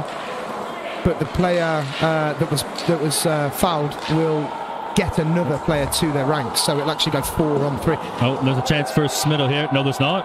Laverick's going to get to that puck. Laverick being a bit adventurous here. He had to block Smittle off from that puck while he waited for his defenders to get back. His defender being Henry Adams, who now has the puck. Finds Danny Malkai. So we've got the Solihull line out here. As Malkai and Adams. And now we've got Jules Malkai trying to go inside out on Baird. And it looks like because Danny's blown the tyre that Jules is going to be coming back with 2-on-1 against Jules Smith. We've got Talbot. Lindgren, a big save. And that puck is... Oh, the net's gone. The whistle's got to go here. Oh, that was a little bit too exciting for me. I just froze. I took over your play-by-play and then froze. So I completely ruined it for your fans. Sorry about that. I just got so excited. No, it's fine. We love a bit of 3-on-3. It was fine. We love the passion. My heart was in my mouth. Number 54, Moore with his cage. He's brought himself and his cage onto the rink. Yeah. Very big cage. It's a bit of... I think he's going for that college hockey hang there. College hockey hang. We've got Lindgren and we've got Baird at the back. So that puck gets out of the zone, but Baird brings it right back in. Smith is out there with Barnes-Gardner and Ferguson. Smith does well to get his stick into the shooting motion of Lindgren. That puck's going to go out of play and will reset. It looks like Slough are going to roll their lines. Louise Blunt, yes Thunder, winner chicken dinner. And we've got Nikki Jordan saying let's go Thunder. People have suddenly started piping up. on the YouTube. We haven't had very much reaction on the YouTube today, have we? But I'm glad that everybody's watching. We've had over 100 people watching, which is nice. That's good. Smith now, watched there by Norris. He spins and turns, hits the deck, but he's got time to get that puck back. Thunder have found themselves with a bit more time than they have had for the last few seconds. Emerging 2-on-1 here as Ferguson and Barnes-Garner go to the net. Oh, and a big glove save by Smittle. Smittle didn't even look. Nope, lovely glove save. Didn't even look like he tried. He just flashed the glove. Thanks very much, Barnes-Garner. I'll take that, and I'll give that to the linesman. Cheers. Thank you. Very, very calm save from Matthew Smittle there. So we've got Beaumoulin, Chamberlain, and White. Bit of a scrum draw there. So Beaumoulin finds White. Julian Beaumoulin getting that bit between his teeth. White finds Chamberlain. Oh, and a big save by Smittle on Chamberlain from a tight angle. Oh, Chamberlain looks to the sky after he takes that shot. Yeah. He must have saw more than maybe his stick saw. But yep. Norris turns the puck over. Chamberlain trying to go past Rose, but Rose does well to stand his ground and just take that puck. 2-on-2. Nope. Rose decided not to. A bit of a soft pass back there to Norris. He gets tangled up with Chamberlain. Norris has had a bit of a bad go at this overtime. Oh, referee Adams letting that go. Letting that go. Ralph and Chamberlain coming together. Yeah.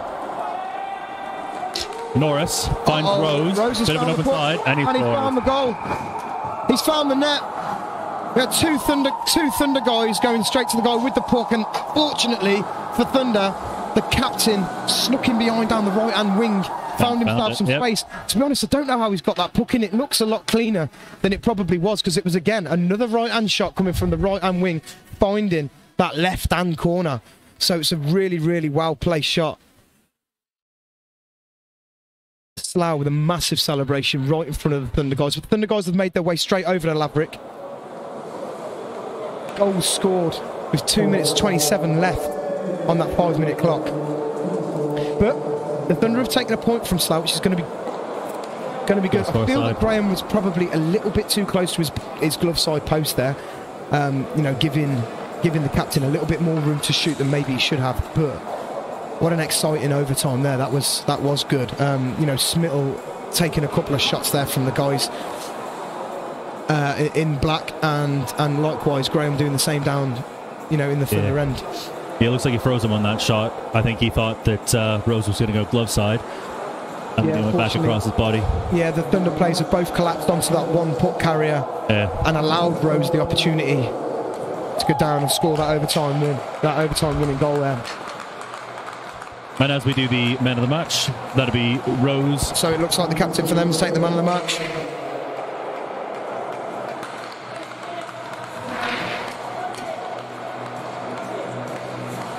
I feel like Thunder's man of the match might have been Graham Laverick. Yeah, it's very, very difficult to hear. So we apologise for that. It's very difficult to hear the announcers from up here. Got another exciting game of hockey. Another really, really exciting game of hockey. It's turned out in the Slough's favour again this time. There's no denying that the Slough's ability to win games. I mean, they find ways. Even when they're up against it, they've won a lot of their games in regulation. 4 out of 6 that they've played, they've won in regulation. They've done a great job during this Ruggedstock League, and the guys are congratulating that, you know, down on the pad because of it. Tough look for the Thunder again. A very bitter pill to swallow, as they would have been the first team to beat the Slough Jets in regulation. They haven't managed to do that again tonight, but they've taken a point, and that is going to leave them in a good spot going forward for this, you know, for this join for the north and south. You know, that's going to leave them with 6 points. That's not to say that Haringey Huskies can't come back, I believe. I mean, they can still beat the Thunder tomorrow in Ali Pali, and they can also travel over to Slough and beat them. Yep. So, you know, if that happens, the Haringey Huskies have still got the opportunity to take the points they will need to nick the spot. Do you know what? And it's nothing against the Haringey Huskies because they've been playing so well. They're definitely on par with the Thunder. I think, you know, it's been a battle for second here, but it's going to be tough to take points off Slough. I think it has been all league. But they've done it once before. The Thunder have just done it here, so anything could happen. You know, so the only thing that the Slough Jets will have going for them now is they won't have to play again now till Saturday, so they can give their legs a bit of a rest. Yep. The Haringey Huskies obviously haven't played today, so that means that the MK Thunder guys are going to be probably more fatigued than they are tomorrow, and it's in the Haringey Huskies building. So exciting times for these next couple of games. It'll be interesting to see what happens. Yeah, I think tomorrow Thunder just needs to come in with a fresh attitude, fresh mindset. They can't take this on the chin too much. I mean, No, obviously, it's never enjoyable to lose a game, especially in overtime, especially after holding the lead for a portion of the game. But I think they need to shake this one off, start fresh again tomorrow, and have that have the positive attitude, positive mindset. They scored some good goals today. They did well on special teams for the most part, I would say, in my opinion. And just take that positivity and take the right things from today into tomorrow down to Haringey. I absolutely agree with you. You're talking about the way that we were talking earlier about the way that the games can shift momentum, and that's even during the 60 minutes. A goalie makes a big save, or there's a massive team play on a power play or a penalty kill. Or even a big hit. Even just a big hit can change the momentum of a game. And sometimes it's almost a light switch. You can see it happening so quickly, and you can almost pinpoint the moment it happens. So moving into a completely different day gives them now a few hours, a good night's sleep, a decent dinner down the next, and a good night's sleep to give themselves a chance to completely reset and travel down to Haringey to see them off tomorrow. And like you say, losing in overtime's tough. It doesn't matter what team you're with, who you're with. Winning in overtime is a bit of a few moment. I can't believe we've actually done that. I'm glad that we've done that. That could have gone the other way. But then losing it in overtime or penalty shots is a really bitter pill to swallow. It doesn't matter who you are. But they've got to take the positive from this. I mean, during that second period, they were all over the Slough Jets like a tramp on chips. It was good to watch from a Thunder standpoint, but then in the first period the Slough guys were on the MK guys as well. So and we saw that momentum change, and then I very much think it was a 50-50 then in the third period. But the fact that these guys are competing against each other at this level and seeing these sort of goals go in was really good compared to the 7-1, was it last weekend or something? It's a massive turnaround for Thunder, and just something to keep building on for tomorrow, as we said. So I think that about wraps it up for us. Yeah, I think we've got to mention as well that this might potentially be the last time that Evan Smythe and myself, Adam Materi, are here together. With this being the last home game, we've massively enjoyed it, and with the help of Tim Cox up here and Andy helping us out with the technical side of things, they've done such a fantastic job. And I've really got to hand it to these guys. We've had some streaming issues, we've had some internet issues, we've had some feedback issues, but the guys are on it instantly, and they sort it out for us. So when we've got comments from people like Andy Whittle saying thanks for supplying such a good quality stream and commentary, I mean, the commentary, it's always great to hear that you've done a good job on the commentary, especially when you're not commentators really by trade. But we've got to hand it to the guys behind the scene, the guys on the camera and the guys controlling the computers and stuff here. They've done a fantastic job, and they're worth their weight in gold. Definitely, I agree. For potentially the final time, you've been Adam Materi, I've been Evan Smythe, and we will catch you another time. Thank you very much for watching. Thank you very much for your support. We appreciate it. Take care. Good night.